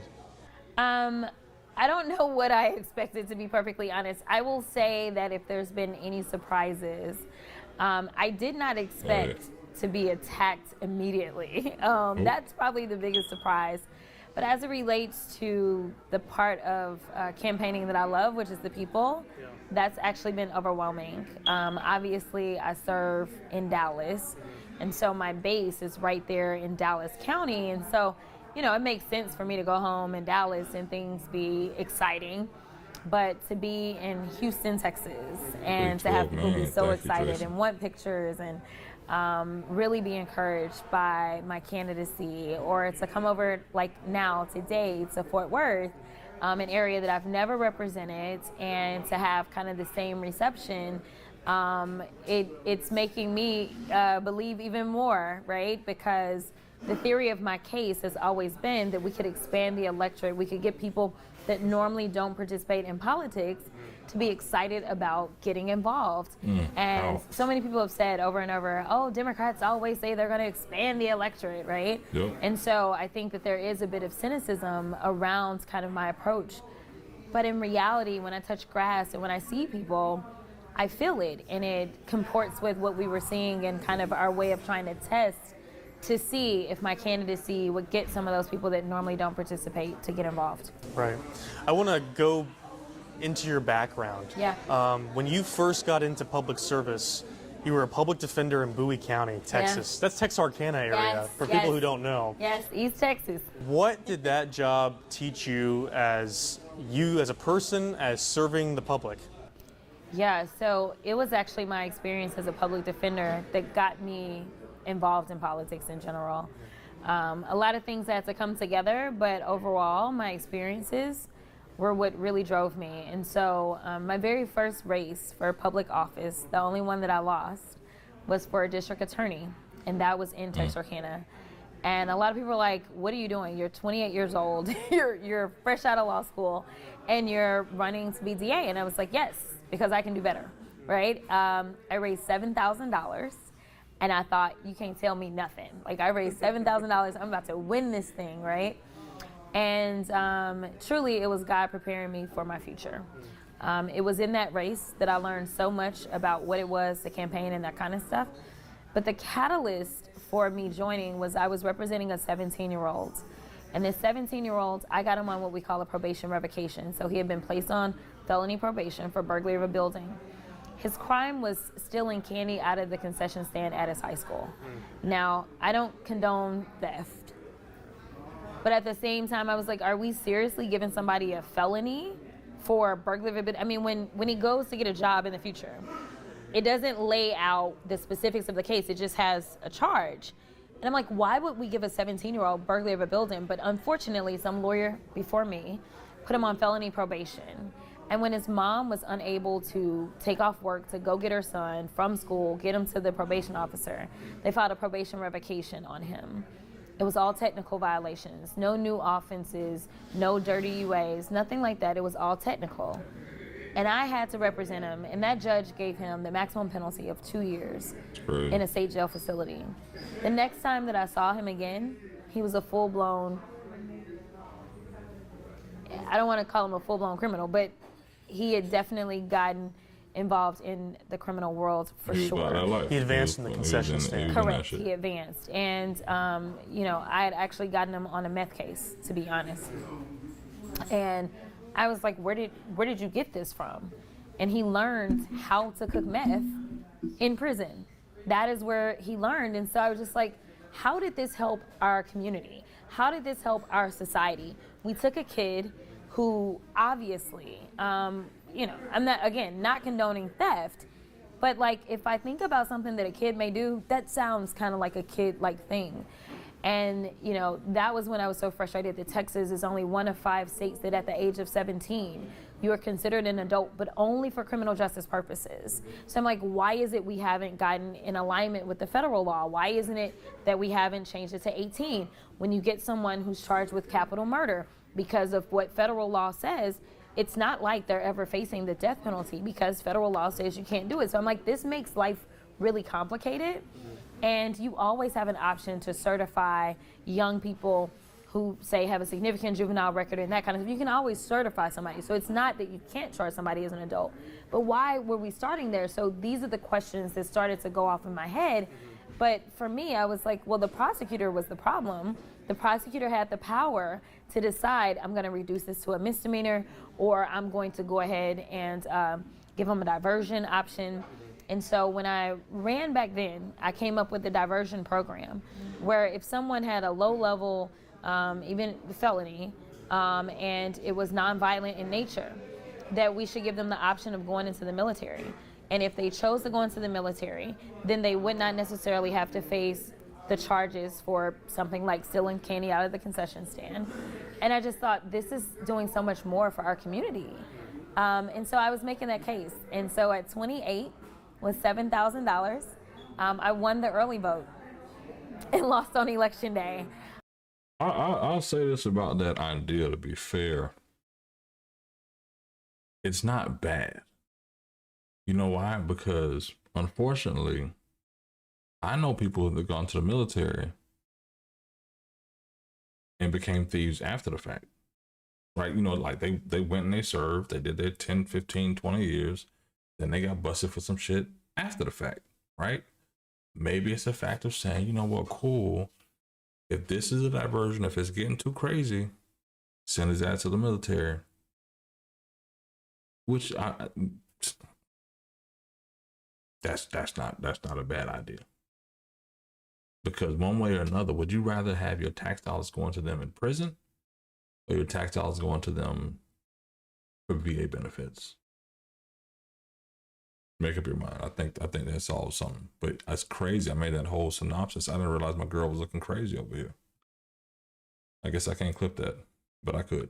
So it was a huge accomplishment. But at the time, my pastor was a Reverend Petrie in Texarkana, and I had talked to him for a while about, I think this is what God is leading me to do, but I don't know. This is kind of scary. This is weird. And that was when he told me, I believe God really is speaking to you, but I want you to understand that just because he's telling you to run doesn't necessarily mean that you're going to win in this moment. And he's like, I need you to be okay no matter what happens. Not saying that I don't think you're going to win. And it truly laid the foundation for ultimately my state house race that came 10 years later. I've been in politics 15 years. I'm not going to interrupt this interview too much. I promise you I'm not. It's almost 2 a.m. here. But what I am saying is, out of all the politicians I've worked with, all the ones that lose always end up saying that God, they prayed about it and they wanted to, whatever. To be fair, I believe in the divine intervention. I believe in higher power. Look into the hills for your strength. Yes, I believe in that. But I also believe that, wait a minute, ego can blind your prayers. Hold on. Think about that. Don't drop me any money in the chat. Just subscribe. Ego can blind your prayers, because I believe that if you feel the only way you can serve your community is by being elected, the only way you can serve your city, your state, the nation is by being elected, then I think that's ego more than prayer. Sometimes I think that ego blinds the prayers that you send to the Lord. And regardless of what the Lord may tell you, regardless of what it may paint before you, you're still going to do what you want to do, because guess what? Your ego's already told you're going to win. Your ego's already told you that regardless of what's going to happen, it's going to happen. Now with Jasmine Crockett, it's a little different, because she did something a little different, a little smarter. She decided to start going in on people in the committees, start going in on the members who fired her, who testified before committee. And she all of a sudden built a major fan base, because guess what? They love the Nene Leakes of the world. They love the drama on the Housewives. They love the drama that really Andy and Bravo and anyone else in this reality TV world that they've started. So she's brought that to Congress, and guess what? She's done something that Beto couldn't do. Have name ID. Have name ID before you get on the ballot, so people aren't being introduced to you for the first time to say, hey, who is Jasmine Crockett? They know who Clockett with Jasmine Crockett is, so it does help to that benefit of saying, okay, you built up a lot of steam. But not knocking her point. But most politicians out there who lead with, hey, I prayed about this and I let the God answer my, no, that's ego. But this could be different. Yeah, let's talk about, was it a narrow defeat, at least, in the DA's race? I don't remember. It wasn't like super big, because there was a former Republican who was like, there's a history of throwing ballots out in this, because we still did paper ballots. Okay, yeah. And he's like, they have been known to throw things out. You should go and sue. And I was like, no, it's all good. I'm like, it's fine, you know, because I really was settled in give it your all and trust the process. Like, trust that this is what God really put on your heart. And I never could have imagined we'd be where I am now. But if I had become DA, I don't think I would have ultimately ended up in Dallas and ultimately gone to the State House, U.S. House, and now be running for the Senate. So you were 0 for 1. You moved back to Dallas.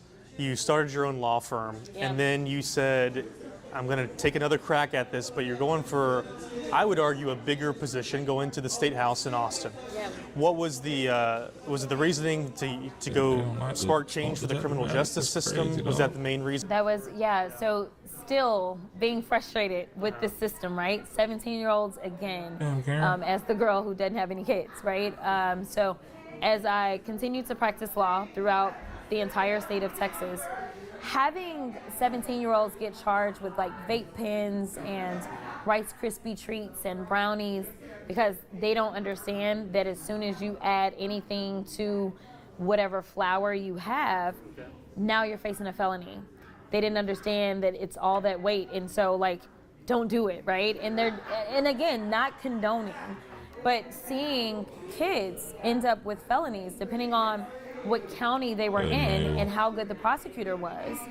These drug felonies would prevent them then from being able to get the financial aid on the federal level so that they could go to college. All because they may have gone out with some friends and decided that they were going to have Rice Krispie treats that had some amount of flour in it, whereas you could have up to 4 ounces of flour and it would be a misdemeanor. And I'm like, this is not fair. Like, it's not fair. Like, these kids are like losing out on their opportunities. So just, again, my experiences in the courtroom, but in addition to that, I started to do some civil rights work. And so I really wanted to be smarter about the encounters that people were having with law enforcement. So yeah, I went in writing a ton of bills myself, like handwriting my bills, because there were things that I knew were sitting in the code, and I was like, nope, I want to change that, you know? And so I ran, and it was about 10 years later, and I took a lot of things that I learned from that initial run, and it ended up being the closest state house race in the entire state of Texas when I ran. So in that race, I was outspent 5-1. But we had over 300 volunteers that had signed up for a state house race. And we worked really hard. And after the early vote, unlike the time before, I was actually down by 700 votes after 3 weeks of voting. And I was like, all right, we're done. Like, it's over. Like, the trends are the trends. I study trends. Historically, I was a math and science girl, so I look at data. So I was like, there's no way. Like, the trends are too strong against me. So, like, we're done. And my team was like, nope, we're going down to elections. Like, it's not over till it's over. And it was about a little bit before 10 p.m. And we continued to kind of eat into that lead. And I was down by 50 votes. And I was like, all right, this is getting interesting. I was like, now what is still out? Because, I mean, basically everything had been counted. And they said, MLK is still out. I said, oh. I said, I think we're going to win this thing. And we did. And we won it by 90 votes. And so I planned to stay in the state house, not forever, but just long enough to get fully vested. And then I was like, it'll be time for me to move on, because I just don't really feel like people should be in elected offices forever. Sure. It's just not really my thing. Once you get fully vested, you're good. And unbeknownst bullshit to me, my congresswoman at that time had been watching me. And she called me and asked me to run.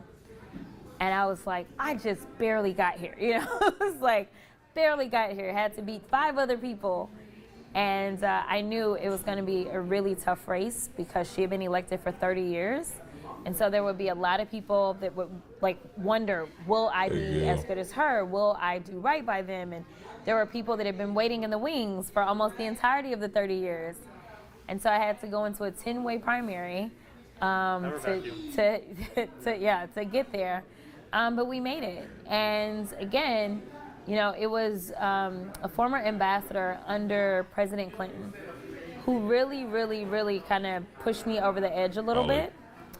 He didn't know all the things that were going on, or that my congresswoman had called me, but he had watched me as we had broken quorum, and I had now ended up on national news talking about what was happening in Texas. And he said, I think you should run for Congress.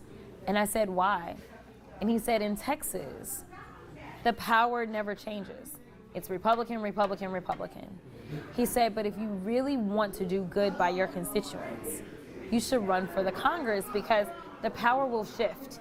And there will be times that somebody's in the majority and you'll be able to do something. And that really stuck with me, because I never got into politics thinking, oh, it's just great to have a title. It was because I really wanted to move the needle and I wanted to change things. And he was right. You know, I was able to go in with a Democratic White House and a Democratic Senate and not a Democratic House. But because we were in divided government, we were still able to get things done. And I didn't anticipate that I would ever leave the House, to be honest. I would stay in the House for a little while and then leave, but here we are. Well, let's talk about that, because you would one term in the State House, and then you're in your second term in the in Congress, U.S. House. And you have a safe seat. I would argue that if you ran for re-election, we'd see you back in Washington, D.C. So why go for something that many Democrats have seen as unattainable in the last 30 years? Why risk that? Yeah. So for me, I just refuse to be settled with fear. Love that. You're right. I could have won either where I lived, which is the new 33, or won the old 30 where I don't live. I feel very confident that I would have won one of those 2 seats. The pay is the same. The pay doesn't change. But I just don't feel like I can continue to say that I am fighting, and giving my all to really move the needle without literally doing what is uncomfortable. It is uncomfortable to say, go and figure out how to get across the entire state of Texas versus just getting across my district. But I will tell you that one of the things that was an extreme catalyst for this decision, while I was looking at numbers and all that kind of stuff and having the conversations with family and friends and talking to elected officials all over the country, the Supreme Court, about 4 days before the filing deadline, decided to double down. And it infuriated me, I'm gonna be honest. And when I think about the power, the Supreme Court is only the Supreme Court because of the Senate. You have to go through a Senate confirmation hearing to get there. When I think about the judiciary that we're living with, as we have an administration that is constantly forum shopping for their favorite judges, they have to go through Senate confirmation. When I think about the fact that Roe v. Wade was overturned, it was overturned by this Supreme Court. There's only one body that actually has oversight over the Supreme Court or the judiciary at all, the federal judiciary, and that is the Senate. When I think about the fact that the Voting Rights Act is being decimated, again, it is the Supreme Court and it is the Senate. Because when I broke quorum in the State House, it was in the State House, we broke quorum, we went to D.C., the U.S. House, Nancy Pelosi was the speaker. Nancy Pelosi put the Freedom to Vote Act on the floor. It passed. She put the John Lewis Voting Rights Advancement Act on the floor. It passed. We wouldn't be dealing with this mid-decade redistricting fiasco that we're dealing with if it had passed the Senate. But it didn't. For all the people that had questions about how can Elon Musk buy an election, the Freedom to Vote Act would have solved that, but it didn't get past the Senate. When people keep asking about what's happening with healthcare, as we know what just happened in the Senate with our senators, again, if we don't change the map on the Senate, then what is it that I can do except for file great bills that ultimately, the things that truly matter to the vast majority of people, the things that can potentially save their lives, we can't get it done without changing the map in the Senate. I will tell you that if we were in a traditional blue state, I would not be running for the Senate because it is about changing the map. And frankly, I had hoped that I wasn't the one. I did. I had hoped that I could look at the numbers in the way that I think that we need to win, and that it revealed that somebody else, whether it was Colin or James, was better situated. That is what I hoped. Because I have consistently been a team player. I have traveled this country, I promise you. I have over 3 million miles. I have traveled on behalf of other candidates and I've never had a problem with it. When I first got into politics, right after that run, I became the county party chair out in Bowie County. I worked behind the scenes helping to get people elected. When I moved to Dallas, a lot of people didn't know, but Dallas ended up having more African-American judges on the bench than any other county in this country. I work behind the scenes to help good judges get elected. I have always been better at strategizing than being the actual candidate. But unfortunately, what the numbers showed was this.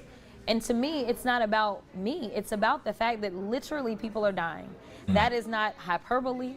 We know that when funds were improperly impounded under this administration and people lost their funding for USAID, we know that there are lives that have been lost. We know that in ICE custody right now, in the worst administration of ICE, we know that we have a record number of deaths that have taken place since they've been there. We know that people are going to go hungry as they've decided to cut SNAP benefits. We know that up to 17 million people are going to lose their Medicaid and Medicare. We know that just in the state of Texas, almost 4 million people get their health care on the marketplace. And right now, over 90% of them have a tax subsidy so that they can afford it.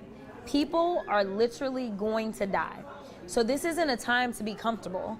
This isn't a time to say that I'm going to play cheerleader for somebody that specifically in the way, again, now everybody has a different approach. But my deal is if we're not going to expand the electorate, we can expect the same results. The electorate we've had for the same last 30 years, no matter how close a Democrat may get, we lose. So the only answer is looking at the fact that we only have approximately 52% of people that are registered in Texas turning out. We've got to get the number up. You gotta say shit to make them come out to vote, though. That's the other shit. That's the thing I think that Democrats have struggled with, because typically you have like a Beto O'Rourke running for the Texas Senate. People don't know who the fuck he is. How do you say this guy's name, right? That's what they were thinking.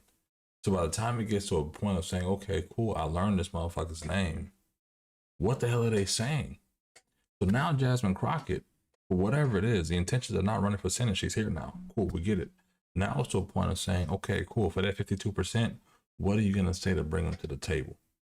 Like for me and my channel, I think we have roughly 72% men, they say, watching the channel. Love it. Standing up for my brothers out here. Black, white, Asian, Hispanic, we all in this together as men, right? What are you saying to men that are providers, that are husbands, that are fathers, that are business owners? Not all collective. These can be individual things, that are students that are trying to find their way, because guess what? Mental health is huge. I know more brothers that have committed suicide in the last 5 years than no brothers that have been incarcerated. Think about that shit. It gets to a point of saying, if we want more people to come out to vote, we have to say shit that actually matters to them, right? And the sad part is, when 3 homies I know were actually working in politics that took their own life, it makes me say, like, damn, is it really that bad out here in these streets? Yes, it is. It is. It is. People are struggling. They're in their own mental depression state. It could be social media. It could be whatever. And it's like, damn, what can we do? But when we're thinking about the fact of, okay, you want to be elected, you want to be the senator in Texas, amazing, great. What are we laying out for individuals who never don't give a fuck ever about voting? The same ones who said, fuck Kamala, I'm not voting. And if you don't say something new, outside of tariffs and Trump, what's going to make them come out to vote? And I think that the greater thing that Jasmine Crockett has is name ID. People know who the fuck she is. I was in Fort Worth, Dallas, Texas, where she is today, a few months back for a surprise wedding. Congratulations to her and Quinard. Great, great, amazing couple. But I took an Uber ride out to the homie's house. And on that ride, there was a red brother, Malcolm X type, you know, red hair, light skin, fair skin, if anything. And he hated Jasmine Crockett, but he knew who the fuck she was.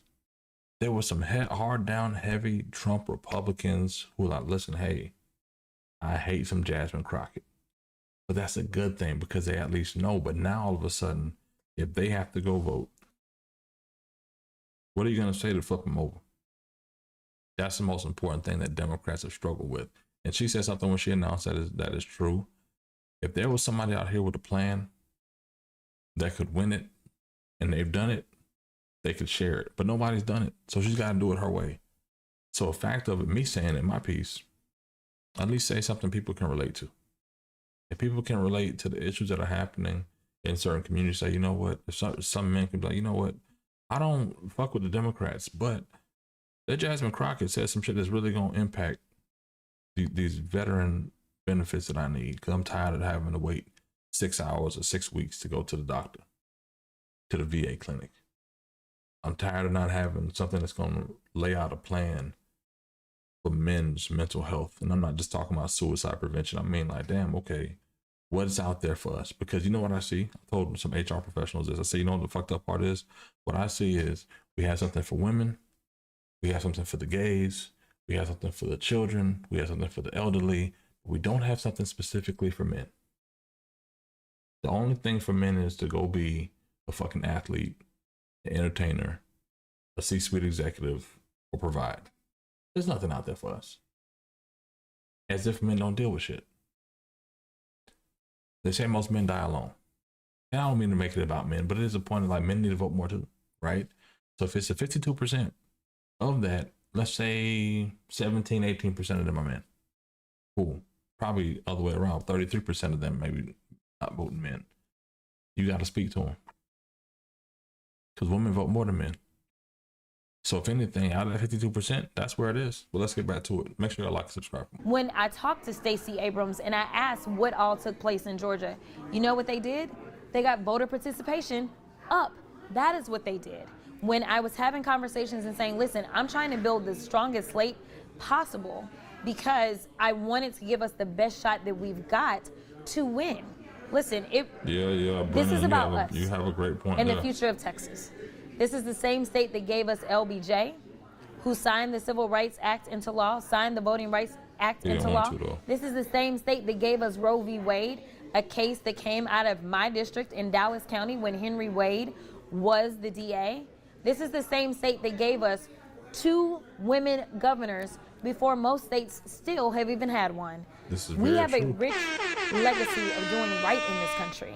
And right now, it is not the time to be afraid. It is the time to do something that we've never done, to not only do this for Texas, but to do this for our country. You talk about the Senate being a barrier for the Democratic movement. Got to change the Senate. If you were to win this election, I would view that as a rebuke on President Trump, as a rebuke on the Republican Party. So now you're one of 100 members in the upper chamber of the U.S. Congress.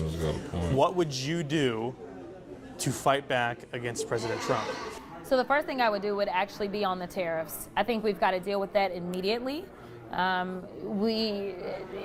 legal analysis is that he has illegally expanded his powers beyond what the Constitution authorizes. And as we sit here in a small business right here in Fort Worth that is struggling because of the tariffs, like I can draw a direct line. We know that we are experiencing record-breaking bankruptcies being filed by farmers and ranchers, which in Texas, we do that really big. As somebody who served on the Ag Committee, I can tell you that they are struggling. Again, we can draw a direct line to the tariffs as well as not getting through the Farm Bill. And so I think the very first thing that we have to do for consumers as well as small business owners is we've got to make sure that we rein him in on the tariffs. So there have been some plays that have been made on the Senate floor. Obviously not enough votes, very close on the votes, but I think that has to be the very first thing that we do.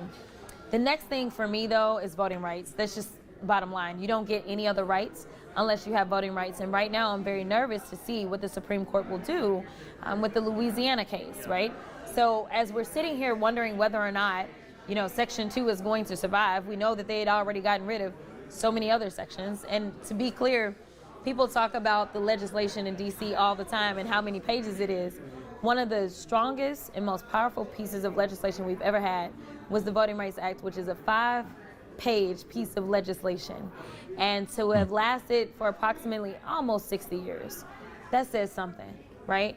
But we need to fortify our democracy and make sure that we have access to the ballot box and make sure that people are picking their representatives versus their representatives picking their people.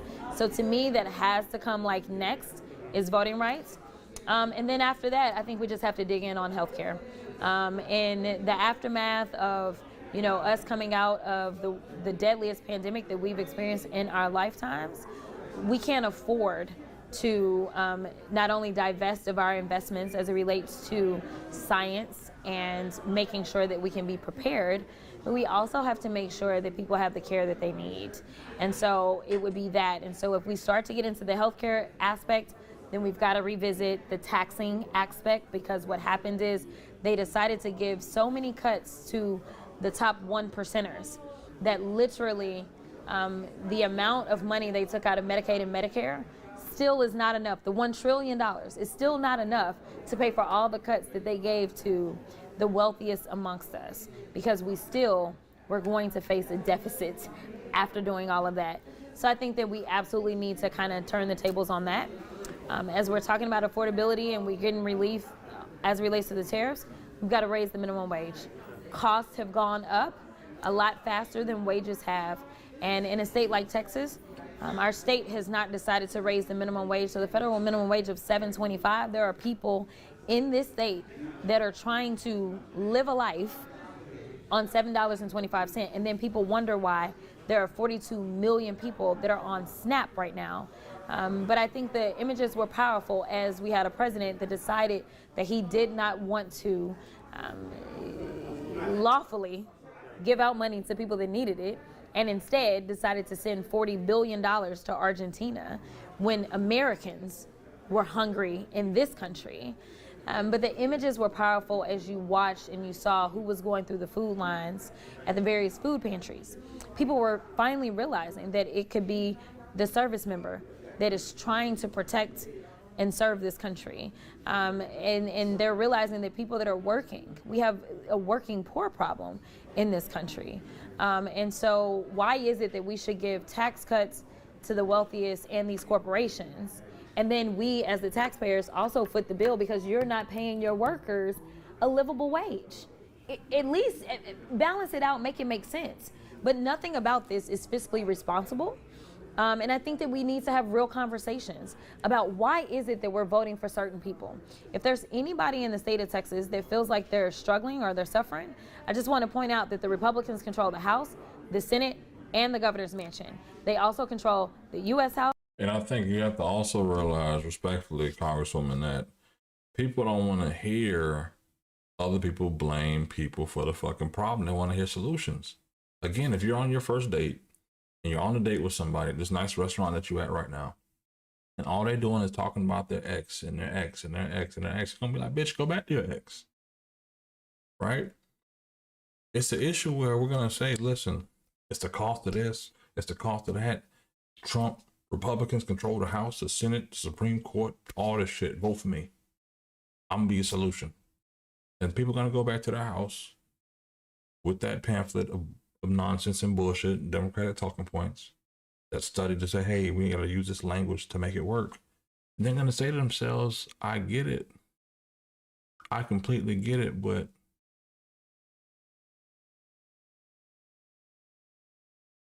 I don't think it's going to win people over. End of the day, I don't think it's going to win people over. And the ugly truth about the shit is that Democrats know this shit. The U.S. Senate, and the presidency. They control every lever of life for Texans. And if you are thinking that you can do better, then maybe we need to shift from voting for R to voting D. I want to talk about, I mean, you, when you spoke to the congregation today at the church, you said something that I found kind of funny. You said, I never know what I'm going to say when you're up there. It's a stark difference from most politicians who have the same speeches, same talking points. You speak your mind, and that's very apparent. You know, how do you do that? Why do you do that? Do you feel like you need to, or have you been told maybe we should stick to talking points, or you know, how do you handle that? No one tells me to stick to talking points. I'm sure my team would prefer it, but they've never told me. I think that people are tired of politics as usual, and they want to experience someone that they feel like is authentic. I think that you know, if there was a superpower of mine as a politician, it would be that I'm just myself, that I don't feel like I need to pretend to be perfect. I don't feel like I need to pretend to be anybody else. I need to be as emotional as necessary, because people, it's hard to say, well, people are going hungry in the streets of America, right? And like say it with like no like emotion, like no, like, and sometimes it comes out in the form of cuss words, but like, but I don't do this work because I've ever aspired to the titles. Right. I do this work because I care. And so because I've never really aspired to the title itself, but I aspired to the change and the work itself, I just have never gone to the campaign schools of how to do it. Instead, I want to remain who I am at all times. And I think people realize that and they see that. And I think that, you know, even when you talk to people that are supporters of the president, I remember being in Philadelphia in a barbershop on behalf of not the president, but the vice president. And I remember talking to a gentleman who was telling me that, yeah, you know, I mean, we know who Trump is. Yeah, he says crazy things, but, you know, at least we know who he is. And so, yeah, and it's like, what? You know, I'm like trying to go through all the policy arguments and that kind of stuff. But it's clear that that is a superpower of his. That people, even though he's a con man, people feel like there's no way you would say this crazy stuff as a politician, like, you know. And now I think people are just really disappointed in him, even his supporters. Obviously, the people that didn't support him are still very disappointed. But even a number of his supporters, I mean, to have Marjorie Taylor Greene decide that she's done with him, that says a lot. And so I do feel like a lot of people feel like they got hoodwinked. And so, you know, the point is, if you're in politics, sometimes even the person that you're thinking is that person may still do something else. I mean, you're unapologetically you. Like, and I think you're right. Some people are going to love that about you, and I think you're going to get criticized on the other side of that. So I want to, on your announcement night, you mentioned your spicier comments is how you phrased it, and I like that phrase, spicy comments. Governor Hot Wheels, what you said about Marjorie Taylor Greene, they made national headlines. They put your name, whether it was good or bad, they put your name out there. I'm wondering,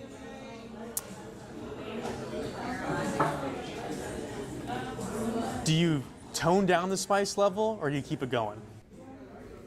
I'm gonna be me. The entire time. I never imagined a situation where an alliteration would come up and none of this is planned, right? You said a lot of tricky words. And none of these comments have been. So that kind of goes back to I never know what I'm going to say. I will tell you that what you will see in this campaign is me trying to introduce people to the substance of who I am, because those spicy moments, they overshadow everything. It is not viral to talk about my bipartisan work with Senator Cornyn, right? Like, it goes nowhere. I can go and tell everybody about the fentanyl legislation that I started working on when I was in the State House and how I carried it to the U.S. House, and how John Cornyn has been a champion for a lot of those bills. I can tell you about the Grant Transparency Act that we got signed into law by Joe Biden, where he was the Senate sponsor. I can tell you about a lot of things, but those things don't go viral, right? And so I think that, being known for my virality, being known for my no-nonsense attitude, which I think is the most Texas thing about me, because what we say, don't mess with Texas. But I think that this is an opportunity for people who say don't go to YouTube, because YouTube is truly where you really get to dig in a little bit more. That's where I have my teletown halls. That's where you're going to find the entirety of statements that I've made in committee, and not just whatever the soundbite was that may have gone viral. This is an opportunity for those that typically just don't know what all I've done, especially the bipartisan work that I've done, whether it was getting the ARPA-H location into Dallas, which was we were the only Republican state to get one of the three. And that brought jobs, it brought investments in science, and I worked with Kay Granger, who's out of Tarrant County, as my lead to try to help me get that into my district, and so many other Republicans signed on. That stuff doesn't go viral. And I'm not saying that you have to go viral, because Lord knows I never imagined I'd be going viral in Congress. But what I am saying is that I think that what we are definitely going to try to do is we are going to try to introduce people to the substance. Let them learn about the legislation I proposed. Let them learn about all of the investigations I've tried to open. Let them learn about the letters that I've written. We're going to try to get to that so that people know that, yes, I'm spicy, but at the end of the day, this is about getting the work done, and I can do that. We're getting the wrap. And that's what I love to say to the Republicans. I'm reading the hate in the chat, because everybody say, she's dumb, she doesn't know what she's doing. I've even said, respectfully, it's like constituent services are nice. People want actual legislation that you pass. They don't want the bullshit or the fluff, right? They don't want to hear it got caught up in the Senate and couldn't pass. They want to hear about some of the work. And I think the issue is when people just get caught up in the narratives, all you're preaching is the bullshit narratives. Is what they're stuck on. And when you get to a point of saying, okay, how do you get that 52% to come out to vote? A fraction of that 52% actually wants some legit shit to be here. They don't want the nonsense. And I think the other part of it is, respectfully, there are going to be some Democratic consultants that they're going to hire from maybe Illinois, Iowa, New York, Virginia, whatever. They're going to have them come into Texas and tell you how to do your ads, and how to do your palm cards, and how to do everything, how to spend every dollar that you're doing, and which consultants to use, right? And the biggest issue is they're going to lead this campaign to hell. My son just woke up. I hear him upstairs. So I'm going to have to sign off this stream tonight. So with that point, going full canvas, full face here. He's coming downstairs. We've had over 100,000 people here tonight. Over, how many of y'all here right now? He's coming down. Over 400 of y'all here right now. Appreciate every single one of y'all tapping in. 300, excuse me. I gotta log off. My little man gotta be a daddy first, right? Come on down. Come on. Come on. It's okay. I don't know why you're not sleeping. Gotta go to bed. Oh, man's up. Got it in the stream. We'll be back on, man. Please make sure you like and subscribe. We're almost at 9,000 subscribers. If 100 of y'all, if 100 of y'all could go ahead and subscribe right now, we could be close to our goal of getting 10,000 before the new year's up, before 2026 gets here. We start off 400, hit over 8,000. I appreciate every single one of y'all. Got to go be a dad, but guess what? Hold on, wait. I just realized I'd be forgetting. Be forgetting sometimes. The soundboard isn't on. No, I gave you everything I had. Channels, hold on. All I ask is when you lay your head on that pillow at night. You ready to go to bed? No, I gave you everything I had. Hey, we did over 100,000 tonight on the stream. I appreciate every single one of y'all. Little man woke up, so I got to end the stream early, but that's okay. I appreciate every single one of y'all. Make sure we can tap in. Did we hit? Let me see how many of y'all, if we subscribed. Did we hit our goal yet? Hold on. Oh, only 10 of y'all. Either way, appreciate every single one of y'all. Have a great night, man. I'm out. Say good night. Good night. That's it, y'all.